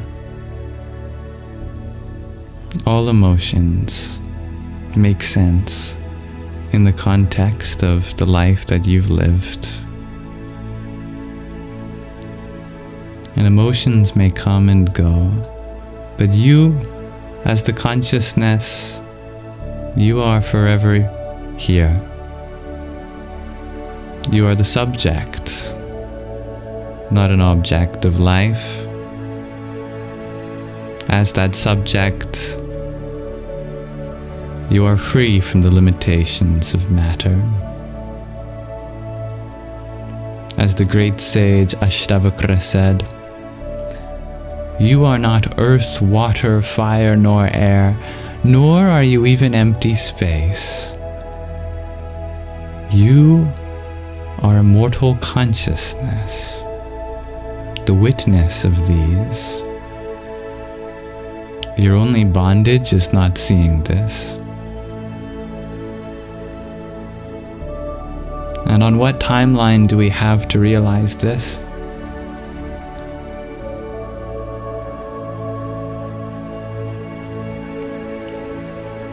No timeline other than the one you choose for yourself.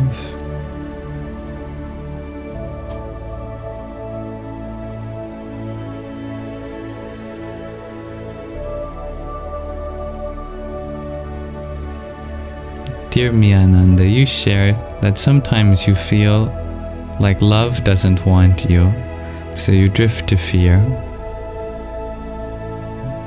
That's understandable, dear Miananda. But remember that you are love itself. In your highest nature, you are that. And you have a hard time feeling your own nature because the seer cannot be seen, the hearer cannot be heard, the knower cannot be known.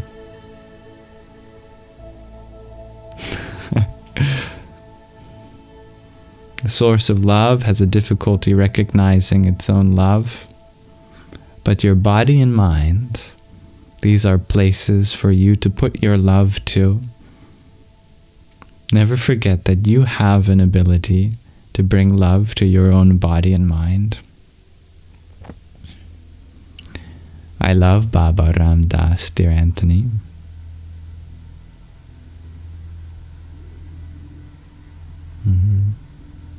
And I like what you said, dear Anthony, about life not being a battle of good versus bad, love versus hate, etc. Ego is not your enemy. There are no enemies in life, only friends yet to be made.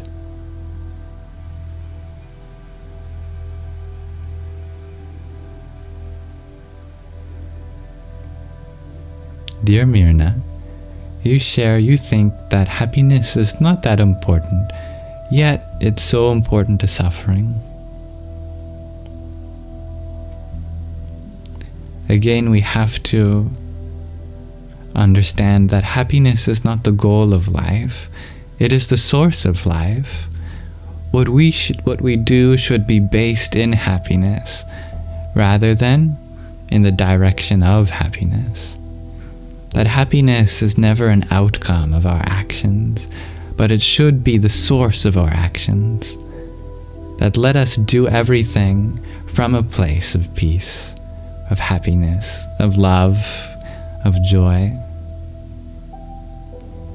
And if we want to make a difference in this world for good, then our actions must come from a place of goodness, as that creates the seed in this world.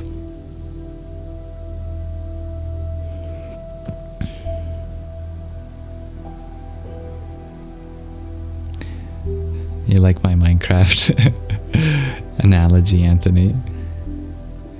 I think the mind is like recursive shulker boxes, isn't it?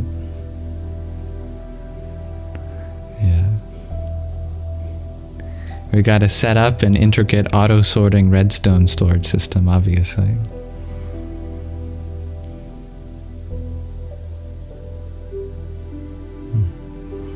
And remember that allowing things to be is not about what happens in the world that's in your control. What is in your control, we should absolutely stand up for what is right.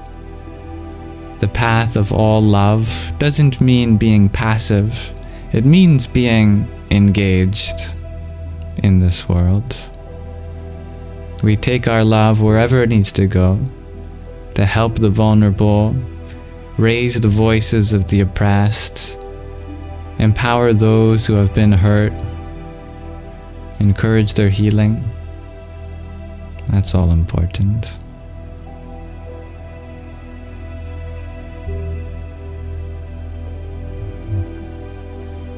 I'm happy you feel the love and care in the sangha, dear dancing aurora borealis. I'm grateful for you too. And thank you, Shakira, for your tiny. Yippee! I like that random gaming war.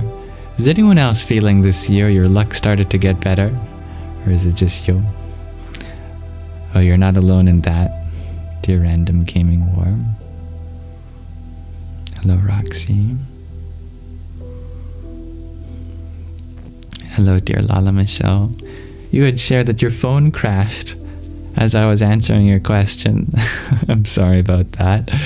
It's funny timing.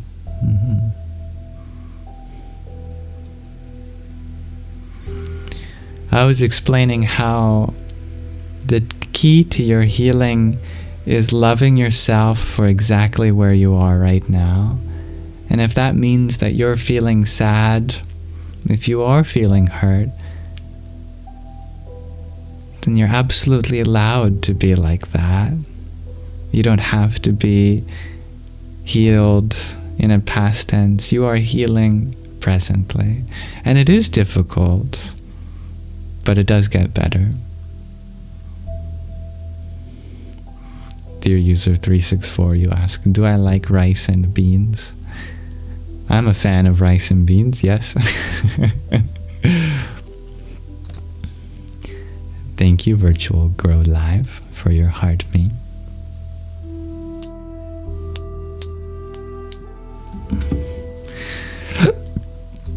Pardon my hiccup.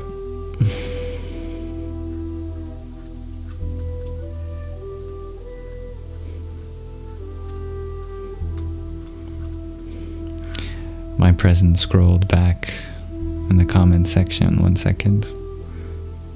Here we are.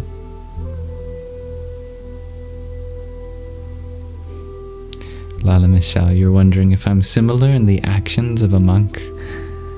You ask because I'm just peace. You don't have to be a monk to be peaceful. You can be a householder and be peaceful. But we can be inspired by the perspectives that monks have had. Definitely. And thank you, Flow with Paige. Hello, Seth.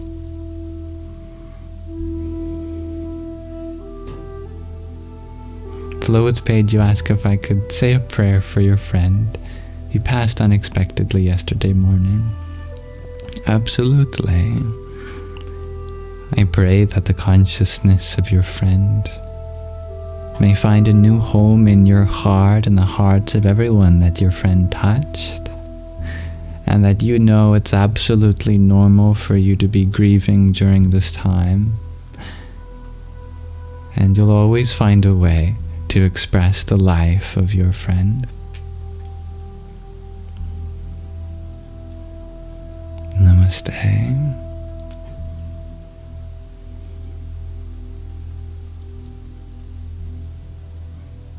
It's interesting, dear Roxy.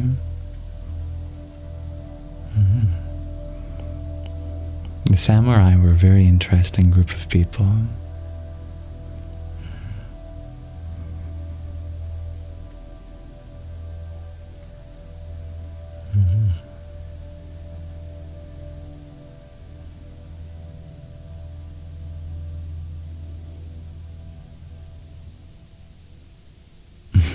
Those are fun perspectives, dear David. I like that. Very powerful.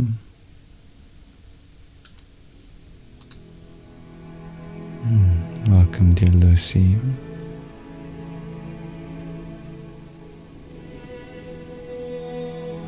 Dear Michelle, you had expressed that schematherapy has helped you so much. I love when various therapeutic modalities work for different people. I'm happy to hear about that for you, dear Michelle.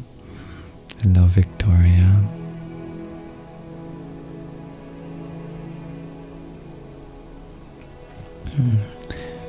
Drama is a part of life, dear Lala Michelle. We've all experienced something that has left deep wounds. We're all healing together. And that's okay.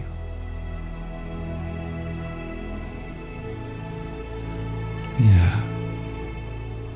Forgiveness is such a healing thing. When we forgive, we heal. Good evening, Strawberry Star Bunny. Well said, dear Shakira. Our true state is happiness, and everything else we learned in the human experience. Yeah. We all know what it's like to suffer, dear Lala Michelle.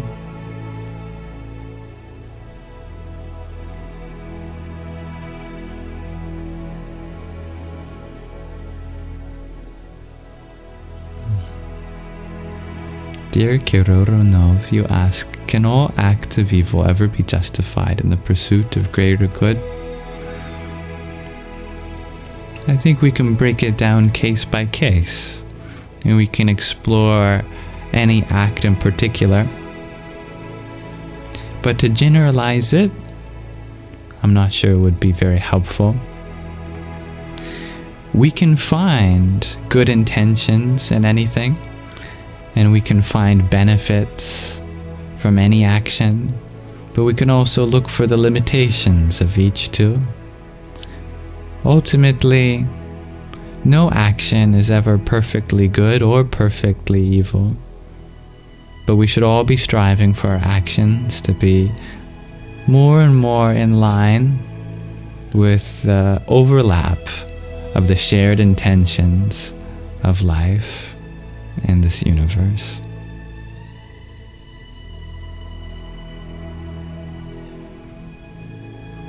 And thank you, Dancing Aurora Borealis, for your swan. Om Namah Krim Ambita Me Shrim Nadita Me Hrim Devita Me Aing Sarasvatyai Swaha.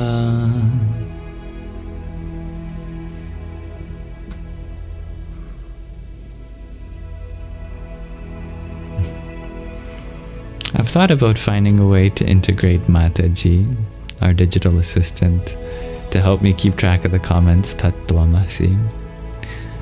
That requires a level of programming that I'd have to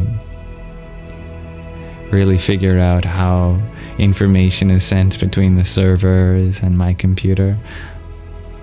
I haven't worked that much with servers. I don't fully know how they work. That's a opportunity in my programming. But I believe that all is answered at the perfect time. Emily, you had asked if we have choice in this life, or is it predetermined? It's both. Because there are things that we are destined to experience, and there are experiences that change our destiny.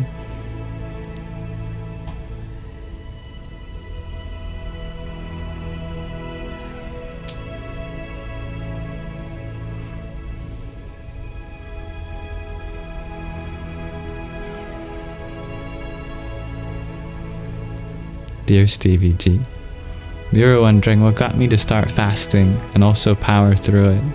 Nothing, it's just naturally. I happen to live in such a way where, oh, I guess it's time I should eat. I didn't even think about it. Like a lot of spiritual practices, you never even have to start doing them. They happen on their own. And then someone tells you, did you know that one spiritual practice is doing this? And then you go, what? I've already been doing that half my life. Nobody had to teach me.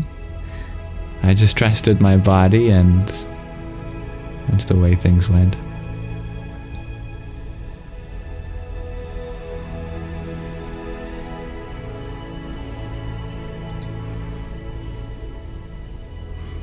And thank you, Illegally Blonde. Much love, dear Myrna. Stevie G, you're wondering about the question of the day. We can explore the question of the day. Yeah, my question of the day today is, what is the benefit in looking for the good in others? I'd love to explore this with you.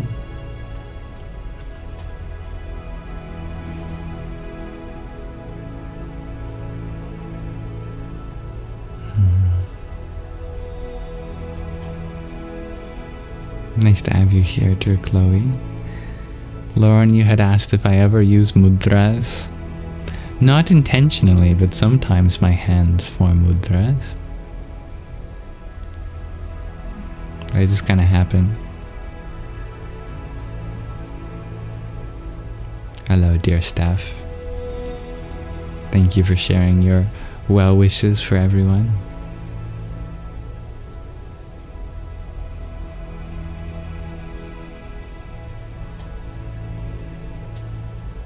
Thank you for being here, Salhurd. I'm going fast mode back to the present moment of comment section. Anthony, you had asked if I feel like the epics within scripture are our most memorable past incarnations. I like that. Yeah, I see the truth in that.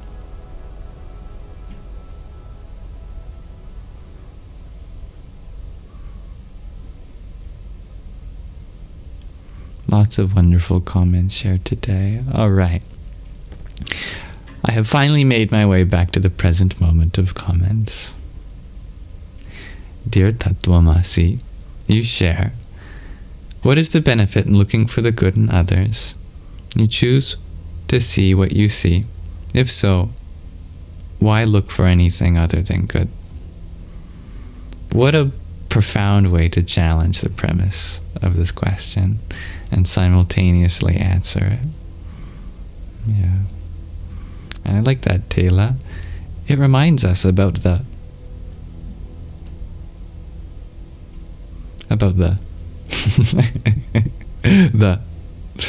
and we shan't give it a name. Hello, Phi Omega. Stevie G, you share, if you look for the good in others, there will be no hate and more unity. I like that. Dancing Aurora Borealis, you share, happy surprises and gratitude. Yeah. I love you too, Anthony.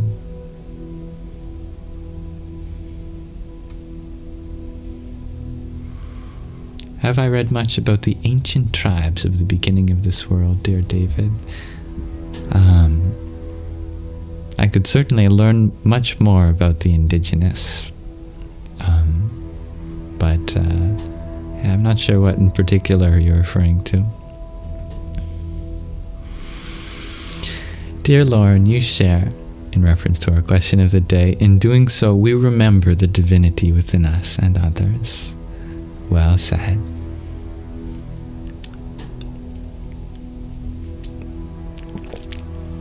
I'm drinking from the universe. Oh. Dear Chloe, you share, it's a good practice for opening our hearts and cultivating compassion. Simply put, yeah. Hello, Ice Wizard. Lala Michelle, you share, we all have a light. Maybe a bit dim. We never know the life battle they are going through. Well said.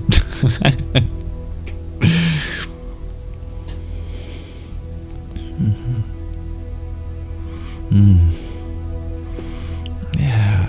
It's your day of walking many miles to the monastery, dear Anthony. It's a very meditative thing to do. If I was with you, I'd definitely join you. I could go for a nice long walk. Stevie G, you share, seeing the good in others honestly will dissolve the whole good and bad nonsense, just truth. Well said. Absolutely. Dear Gabby, you share, you followed me for years and you're getting a philosophy degree because of me. Because of me! Oh, that's very kind of you to attribute that to me. I am sure that that yearning has always been meant for you. I'm only grateful to have been a part of the journey meant for you to realize that nature. I believe in you. Usha Priya Ji, you share, what's the benefit in looking for the good in others? Oh, that's easy. Being surrounded with beauty. Right? Chloe, you share, we also find the good in ourselves, looking for it in others. Indeed. Michelle, you share, if you want a beautiful life, it starts with learning to find the beauty everywhere. Simple, but effective.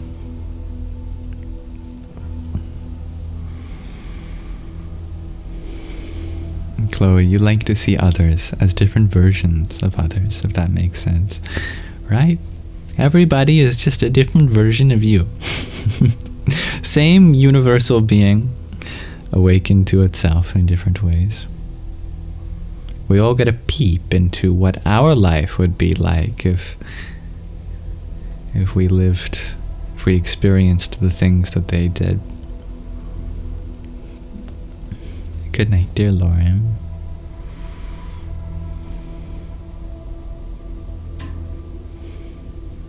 Dior's, you share, we all have a shadow within that we must embrace but control. Well, if the shadow is our uncontrollable part within, then it's a way of accepting that there are parts of ourselves that remain spontaneous, not dictated by life circumstances. And that's a beautiful thing to embrace, indeed.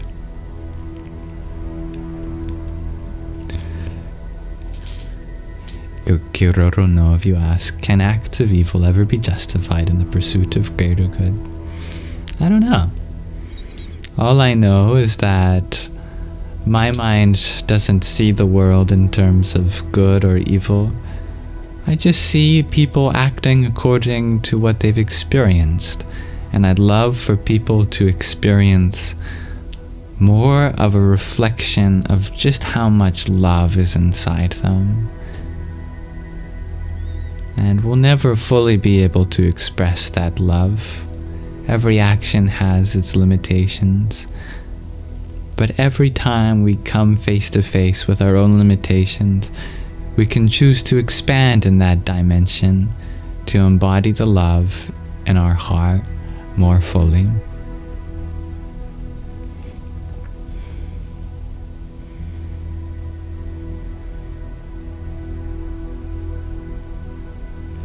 And Gina, you share in reference to our question of the day. The benefit is you want to be like them. Good. So you will also do good to others. Yeah, what we pay attention to plant seeds in our own mind.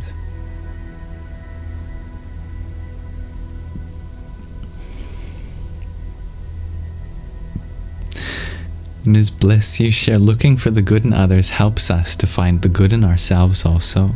Helps us to make connections too. Yeah. So many teachers, dear Chloe. Or one universal teacher. Hello, Nessa.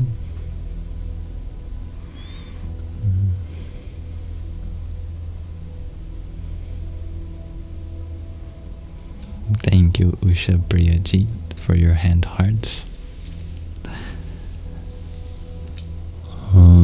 Shori Hanumate Namah.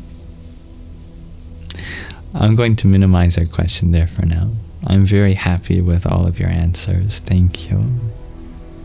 I'm grateful for that.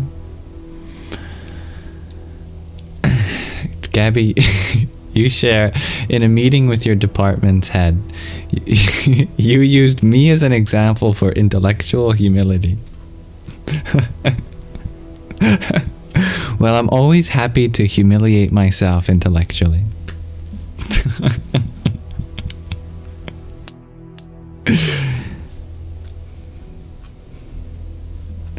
But that is very surreal. Thank you for sharing that. And Lala Michelle, you share, when we do come across the good, it's very addicting. Like you feel better after speaking. Yeah.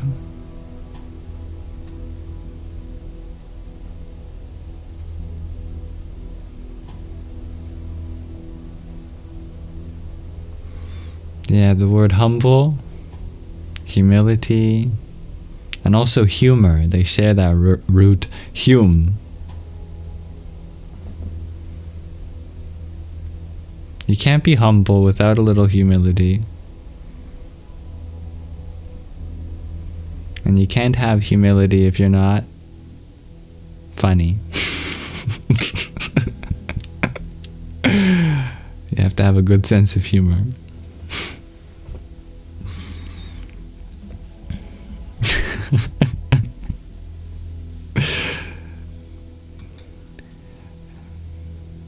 Thank you, Evra, for the heart me you sent. Om Dum Durgaya Namah.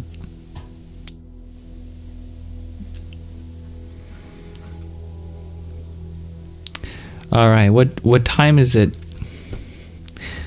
What time is it? It's time for another episode of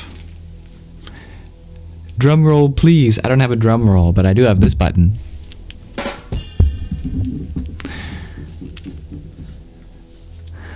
Time for another episode of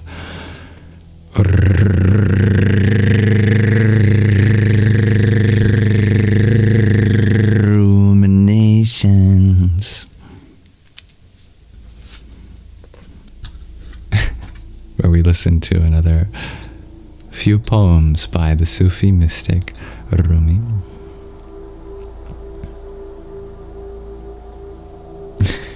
Perfect, Anthony.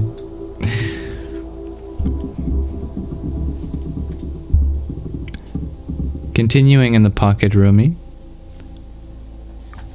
we have some selections from the Mathnawi. This poem is called The Embryo.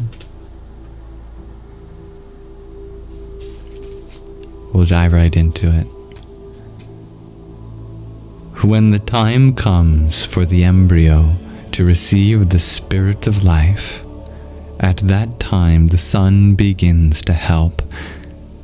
This embryo is brought into movement, for the sun quickens it with spirit. From the other stars, this embryo received only an impression until the sun shone upon it. How did it become connected with the shining sun in the womb? By ways hidden from our senses, the way whereby gold is nourished, the way a common stone becomes a garnet, and the ruby red, and the way fruit is ripened, and the way courage comes to one distraught with fear.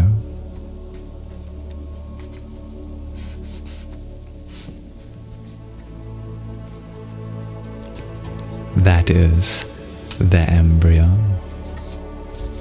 Can you see the metaphor?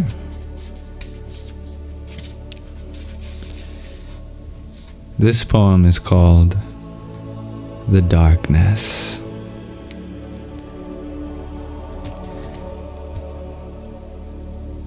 Night cancels the business of the day. Inertia recharges the mind. Then the day cancels the night, and inertia disappears in the light. Though we sleep and rest in the dark, doesn't the dark contain the water of life? Be refreshed in the darkness. Doesn't a moment of silence restore beauty to the voice? Opposites manifest through opposites. In the black core of the heart, God created the eternal light of love.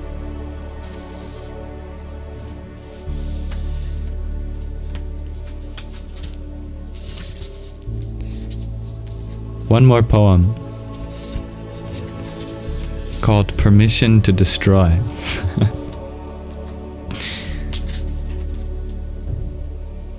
He alone has the right to break, for he alone has the power to mend. He that knows how to sew together knows how to tear apart. Whatever he sells, he buys something better in exchange.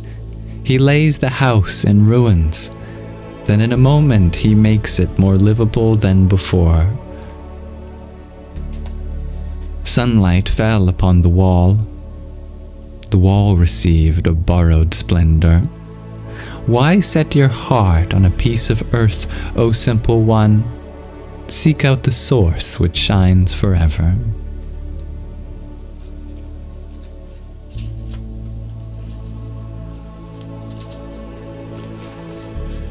Thank you for listening to another episode of Ruminations. We'll pause our intoxication with the bliss of the Sufi there for now.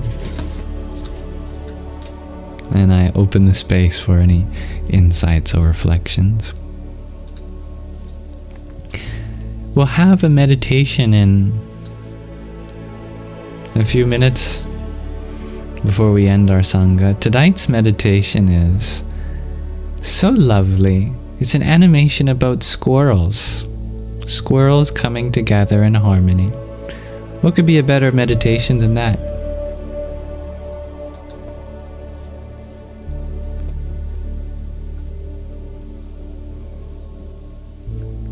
Thank you, Dove Darker, for your heartmeat. May you have a wonderful rest of your day, dear Michelle. And there's a good application of that word, Tattvamasi. Andhakara, maker of darkness.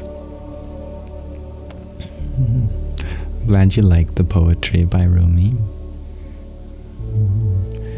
Dear Anthony, you're wondering, when will I read plain scripture like this in Sunday school?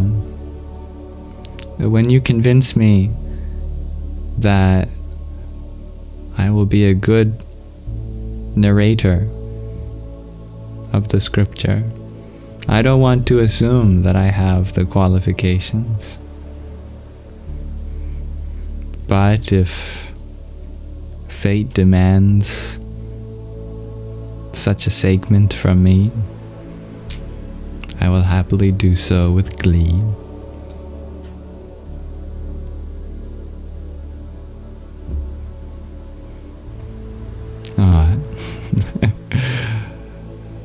What a wonderful text, dear Gabby. The Vijnana Bhairava Tantra. May you have a good night. Blessed be, dear Astarte. Dear Anthony, you're wondering if I can recommend something for you to read.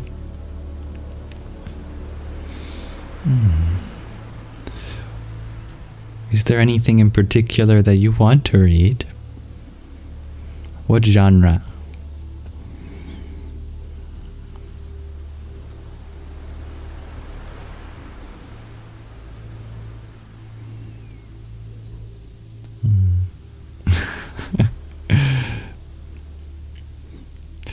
Dear Goofy Goosey is right. I do read the Vachana Amrut, which is one scripture on my YouTube channel. The English translation. You'd like to read something Hindu or Buddhist, similar to the Ramayana, epics, not law. You want a nice story? A nice story. How about the Shiva Purana? That's a long one. But then again, the Ramayana is very long. You can't get longer than that now, can you? Actually, you can. The Mahabharata. But anyway. Yeah, the Shiva Purana.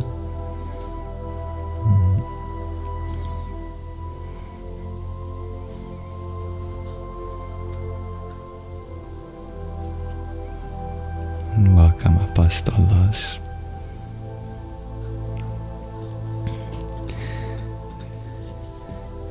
Thank you, dear Echo. Dear Oren. Is that right? Yeah. Dear Oren Echo, thank you for your heartmeat. Om Bharam Bhairvaya Namo Namaha.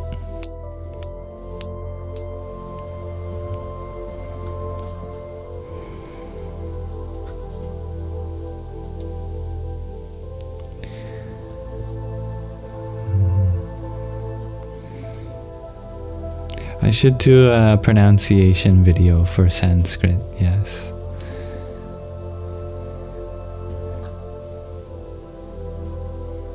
That could be the next video idea. Thank you. Good morning, smells like Sarah Spirit.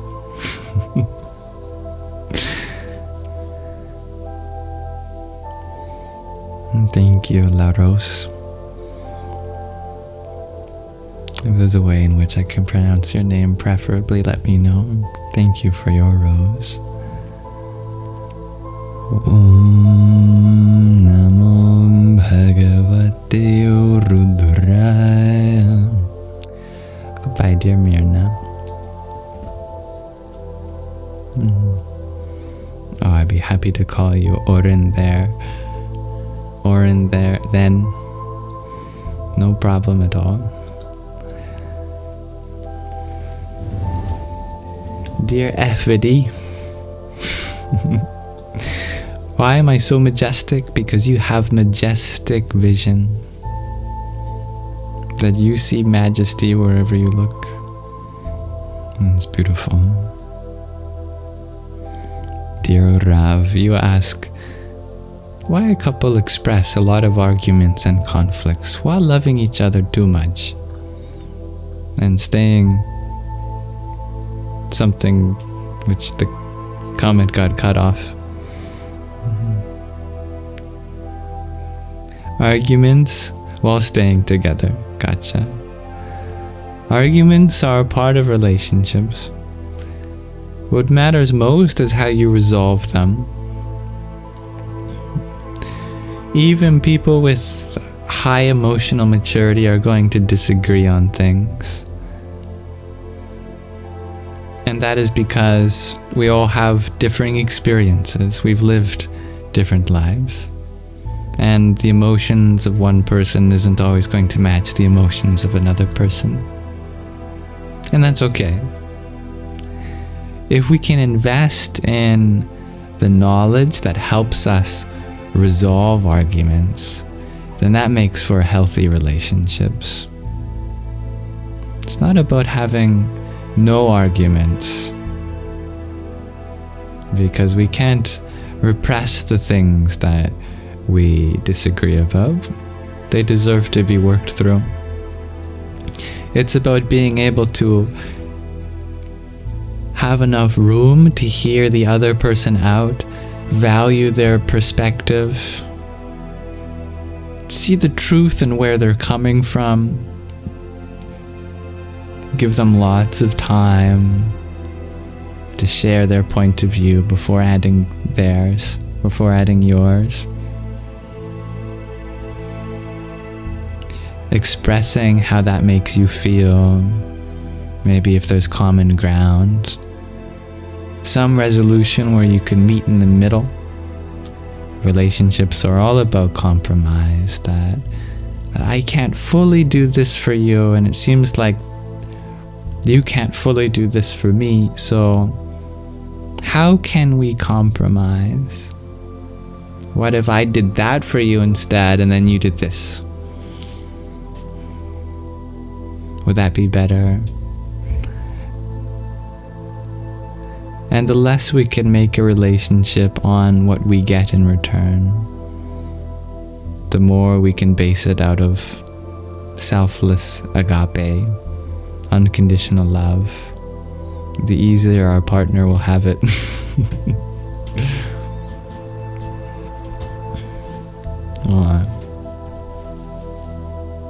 I don't plan on blocking you again, dear Anthony. That was my mistake, as I only did so because of my limitation on how I misinterpreted the place that you were coming from. And I hope to prove to you in time that I am open to the things you have to share, and that I'm grateful for your presence here.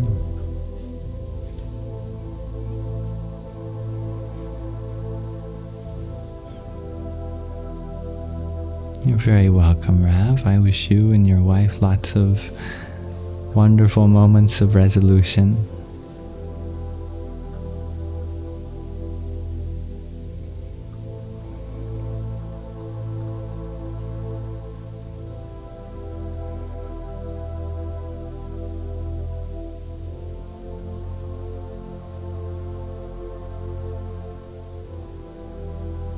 Dear Melinda, you share your sister and I used to fight all the time. You've learned to communicate and it's been lovely. I'm very happy to hear that. Now, who wants to watch an animation about squirrels coming together? What could be a better meditation than that, right? You do, dear Chloe. You want nothing more than to see the squirrels, Anthony. Yeah, it's not long too. It's only 9 minutes. This is one of Sky Guardian's recommendations. Let me set it up.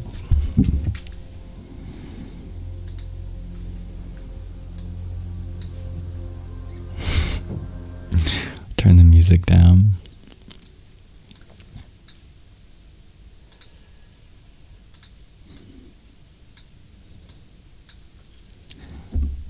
Yes, tonight we have a meditation sent in by our dear Sanghi Sky Guardian. This is from the BAPS Swami Narayan Sanstha. It's an animation called Sea of Squirrels, I guess by Island of Heroes, London, UK. And I assume it's a scene taken from the Ramayana. It might be just inspired by it. I'm not sure. I'll read the description for you before we begin. From the depths of the Indian Ocean rises one of the most impactful stories in the Ramayana. The squirrels of Rama take on the seemingly impossible task of helping build a bridge to Lanka, a journey spanning over 50 kilometers. How can these small, unassuming creatures possibly contribute to this colossal task?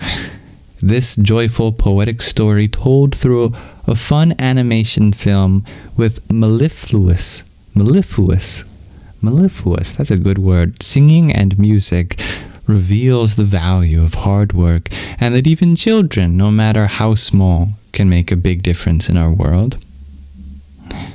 The Sea of Squirrels was created and performed by young volunteers of BAPS UK in Europe for 10 days at the Island of Heroes Children's Cultural Adventureland during the Festival of Inspiration at the Neasden Temple in London, UK, in celebration of His Holiness Pramukh Swami Maharaj's centennial birth anniversary in July 2022, inspired by His Holiness Mahant Swami Maharaj.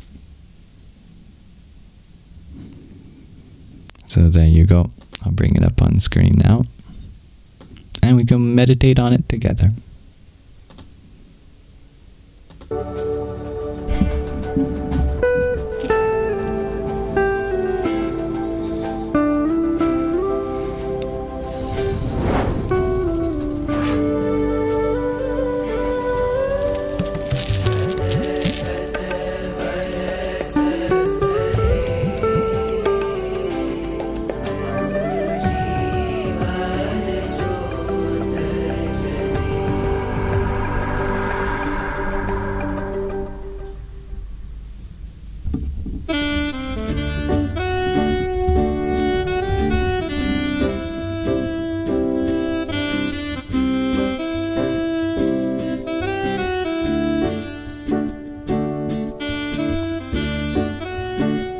We squirrels are very active creatures.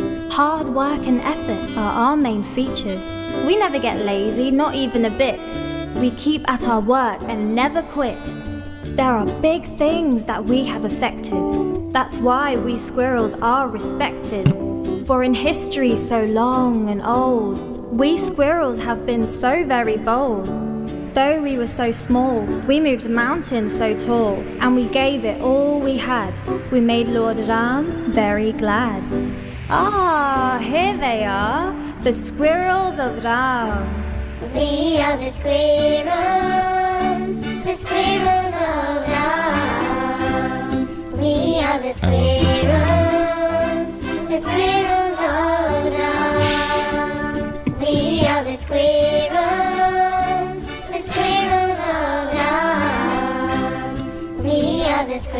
Ram.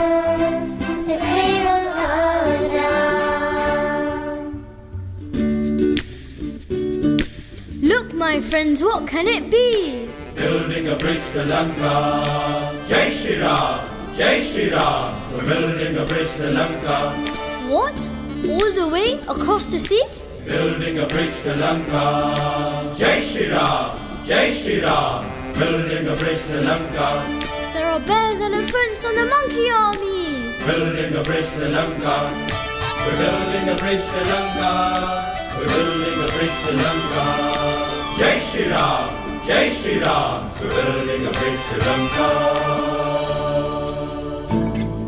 The army of animals worked so hard, carrying rocks across the yard. The boulders and rocks from the mountainside, when put in the sea, they began to glide.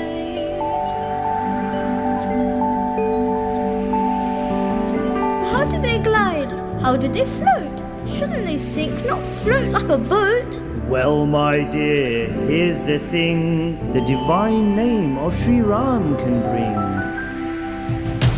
Jai Shri Ram, Jai Shri Ram. God's name and prayers inside makes things possible far and wide. Jai Shri Ram, Jai Shri Ram. With hard work and prayer, the bridge is built right there. Jai Shri Ram, Jai Shri Ram. But my friends, why do we stare? That's not really fair. Let's all help. Why don't we dare to serve Sri Ram? The chance is rare. Jai Shri Ram, Jai Shri Ram. There, young man. I know you care, but this hard work we can't share. They are big and we are small. We are short and they are tall. They are strong and we are weak. They are loud and we are meek.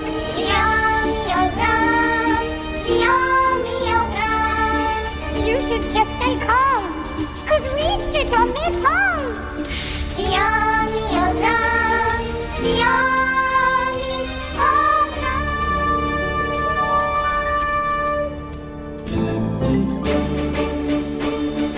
The young squirrels went away, not listening to the public say. I want to help.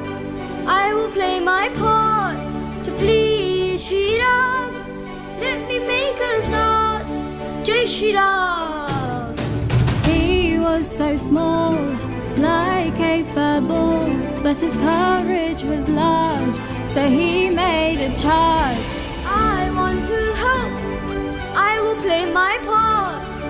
Please Sri Ram. Let me work hard. Jai Shri Ram.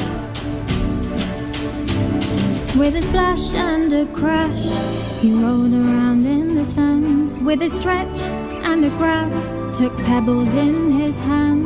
With a run and a jump, he reached the bridge so grand. With a roll and a throw, the pebbles left the land. Little squirrel worked so hard, pleasing Ram as planned.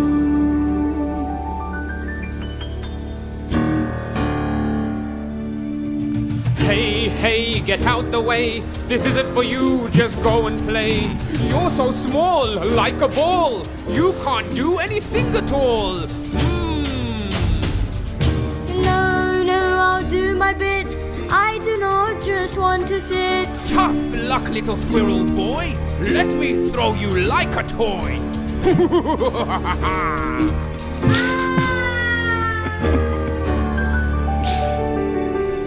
Oh, Shri Ram, oh, Bhagavan. All I wanted to do was to please you. I did hard work with prayer, but ended up in the air. Oh, Shri Ram, oh, Bhagavan. No, my dear, you ended up right here. My army so strong, in this you did wrong. His stones were so small, but helped overall. The stones and sand you've seen filled gaps in between. Your hard work and prayer made a difference everywhere. I'm very pleased too. My blessings are with you. Oh, Shri Ram, oh, Bhagavan. Oh, Shri Ram, oh, Bhagavan. Oh, Shri Ram, oh, Bhagavan. Lord Ram was pleased so much, gave blessings with a divine touch. On their backs 3 stripes appeared, so that they would always be revered, for the work they had done, for the battle they had won. Though they were small, they answered Ram's call. Through hard work and prayer, success will always be there. We are the squirrels of love. We are the squirrels of love. Hard work plus praise equals success. Hard work plus praise equals success. Hard work plus praise equals success. Hard work plus praise equals success.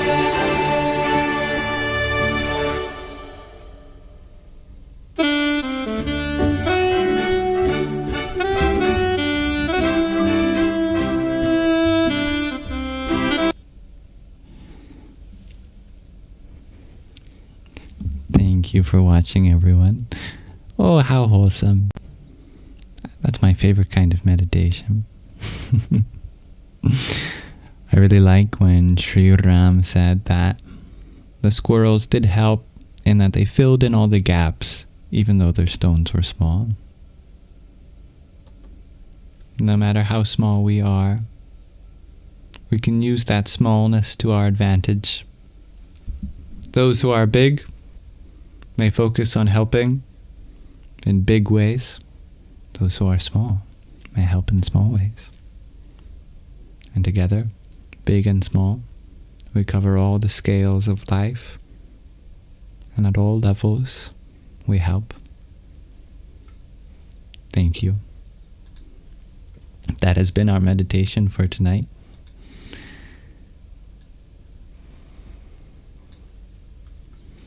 Now we're going to end our sangha. So thank you very much for participating.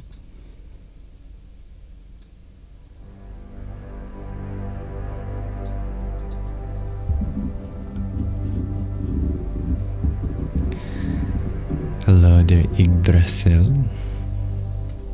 Welcome everyone that joined while we were watching. Thank you, dear Knuckles, for the mark of love.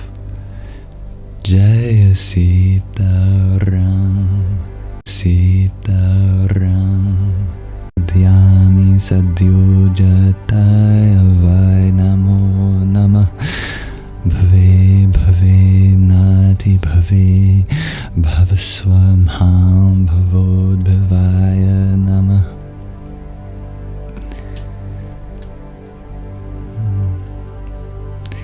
Thank you, dear Gina. Thank you everyone for being here. CVG, you share you don't know how that was a meditation. It's called a dhyana rupa.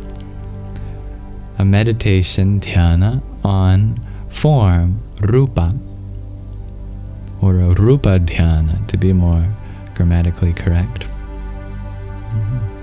There are, in general, two kinds of meditations.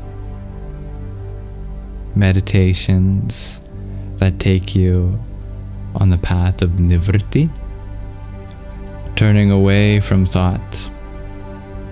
This is the meditation of nothingness. Then there's the meditation of the path of Pravṛtti.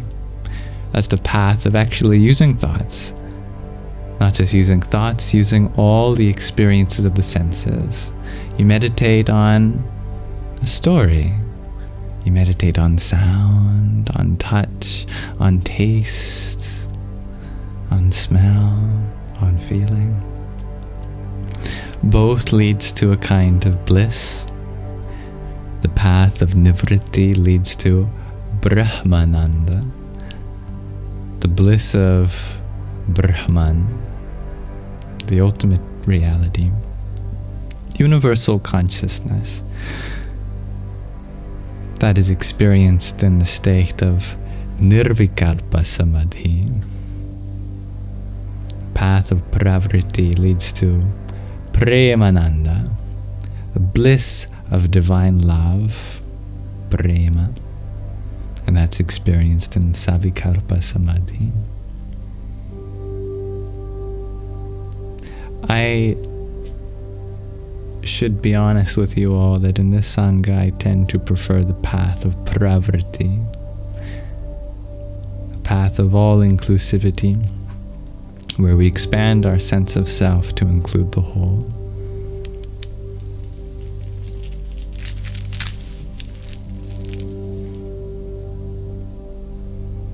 Good night, dear Usha Priyaji. Yes, you can be present while eating, while washing dishes or sweeping. Yeah. Can you practice both? Asks Chloe. Certainly.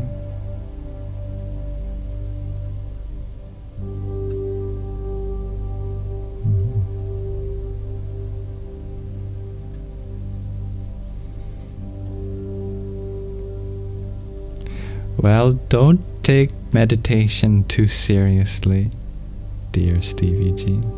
If you feel like you're laughing, that can be a meditation. If you feel like you can't take it serious, don't. Have fun with it. Giggle, it's all good. You know, so many people meditating like,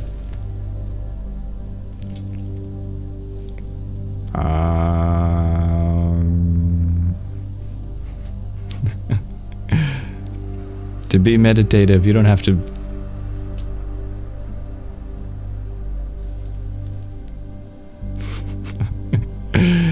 children are naturally meditative, and look at them, our children walking around like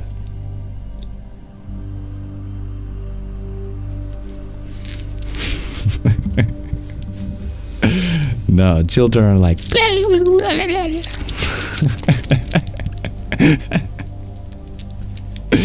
and they're happy.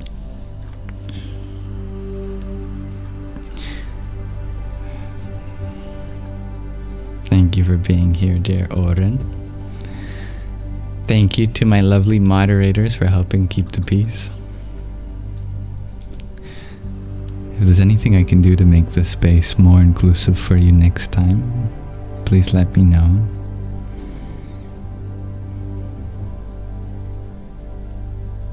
Hold me accountable to being humble.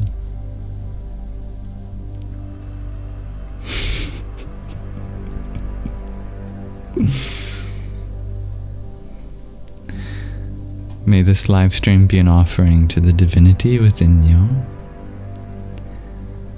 Om Asato Ma Sadgamaya Tamaso Ma Jyotirgamaya Mrityor Ma Mritangamaya. Om Shanti Shanti Shanti. Lead us from the unreal to the real, from darkness to the light, from death to deathlessness. May there be peace in us, may there be peace in our environment, and may there be peace in the forces that act on us. That's a Shanti mantra from the Brihadaranyaka Upanishad, if I believe. Oh, yes. I will give thanks to Sky Guardians Guruji for the very nice squirrel meditation.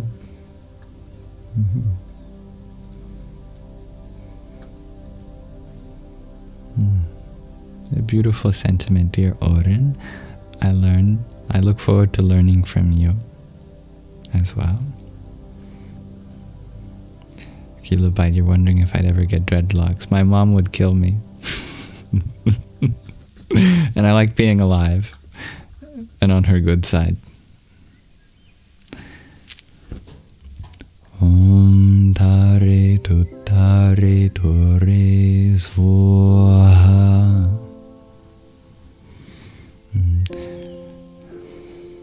Do I smoke at all?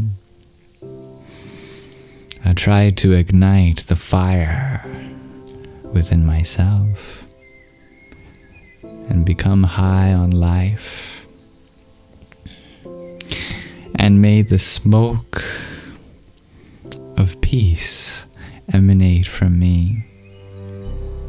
to lead others to the fire that can be ignited in them.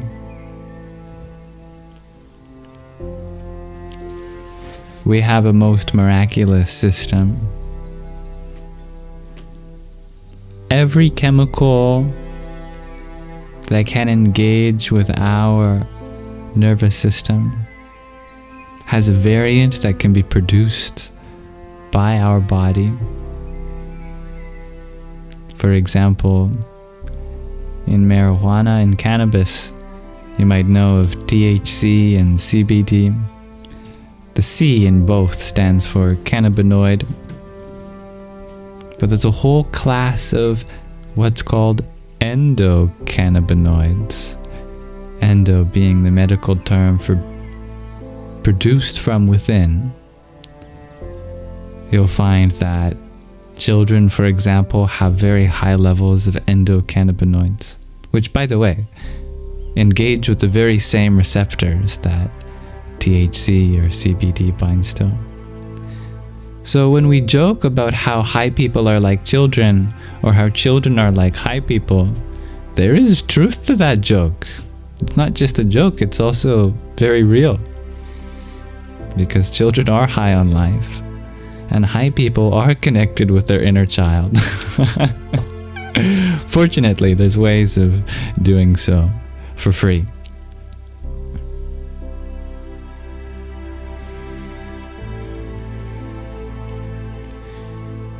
I am very grateful that I have come to a place where I feel very high all the time for free without any substance. And this is a possibility for everyone. I'm always laughing and giggling and goofing around. And yet I'm still able to attend to my responsibilities in the world. So I wish all the same for all of you.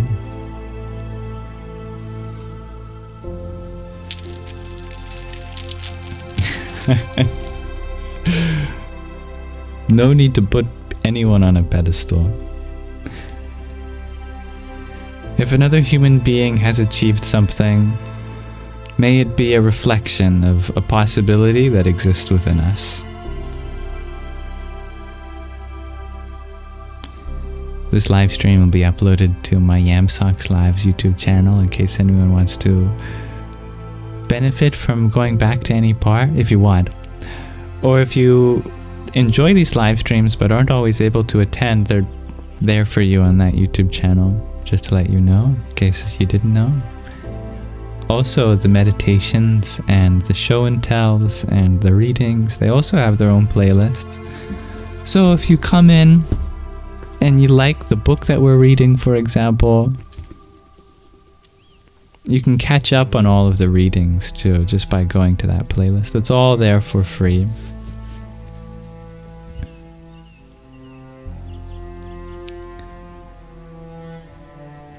If you want to stay updated on when I go live, I try to go live every day. But there's a Discord server and a Telegram super group that you're welcome to join. All of my other platforms are linked in the link tree in my bio. Social media icons at the top especially. If there's anything that I can't attend to, you can message me on Instagram, WhatsApp, Telegram. I try to go through my messages once per day, and that's actually why I was a little late today. Normally I strive ideally to go live at 5 p.m. Pacific time, but I was a couple hours late today because I had some very important messages from people like you to attend to, which I'm grateful for the opportunity to do so.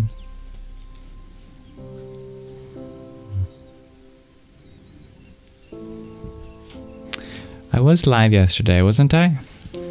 Dear Yggdrasil. I think I was live yesterday. Just at a little different time slot than today. You can find the recording of that on my YouTube channel.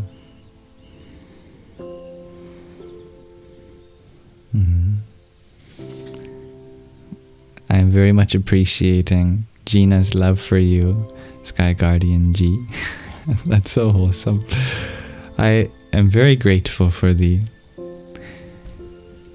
for the love shared between each other from people here. It's very nice to see. So may you all have a wonderful rest of your afternoon, your evening, your night, your morning, whatever time it is for you. Regardless, may you have a wonderful rest of your present moment. Namaste.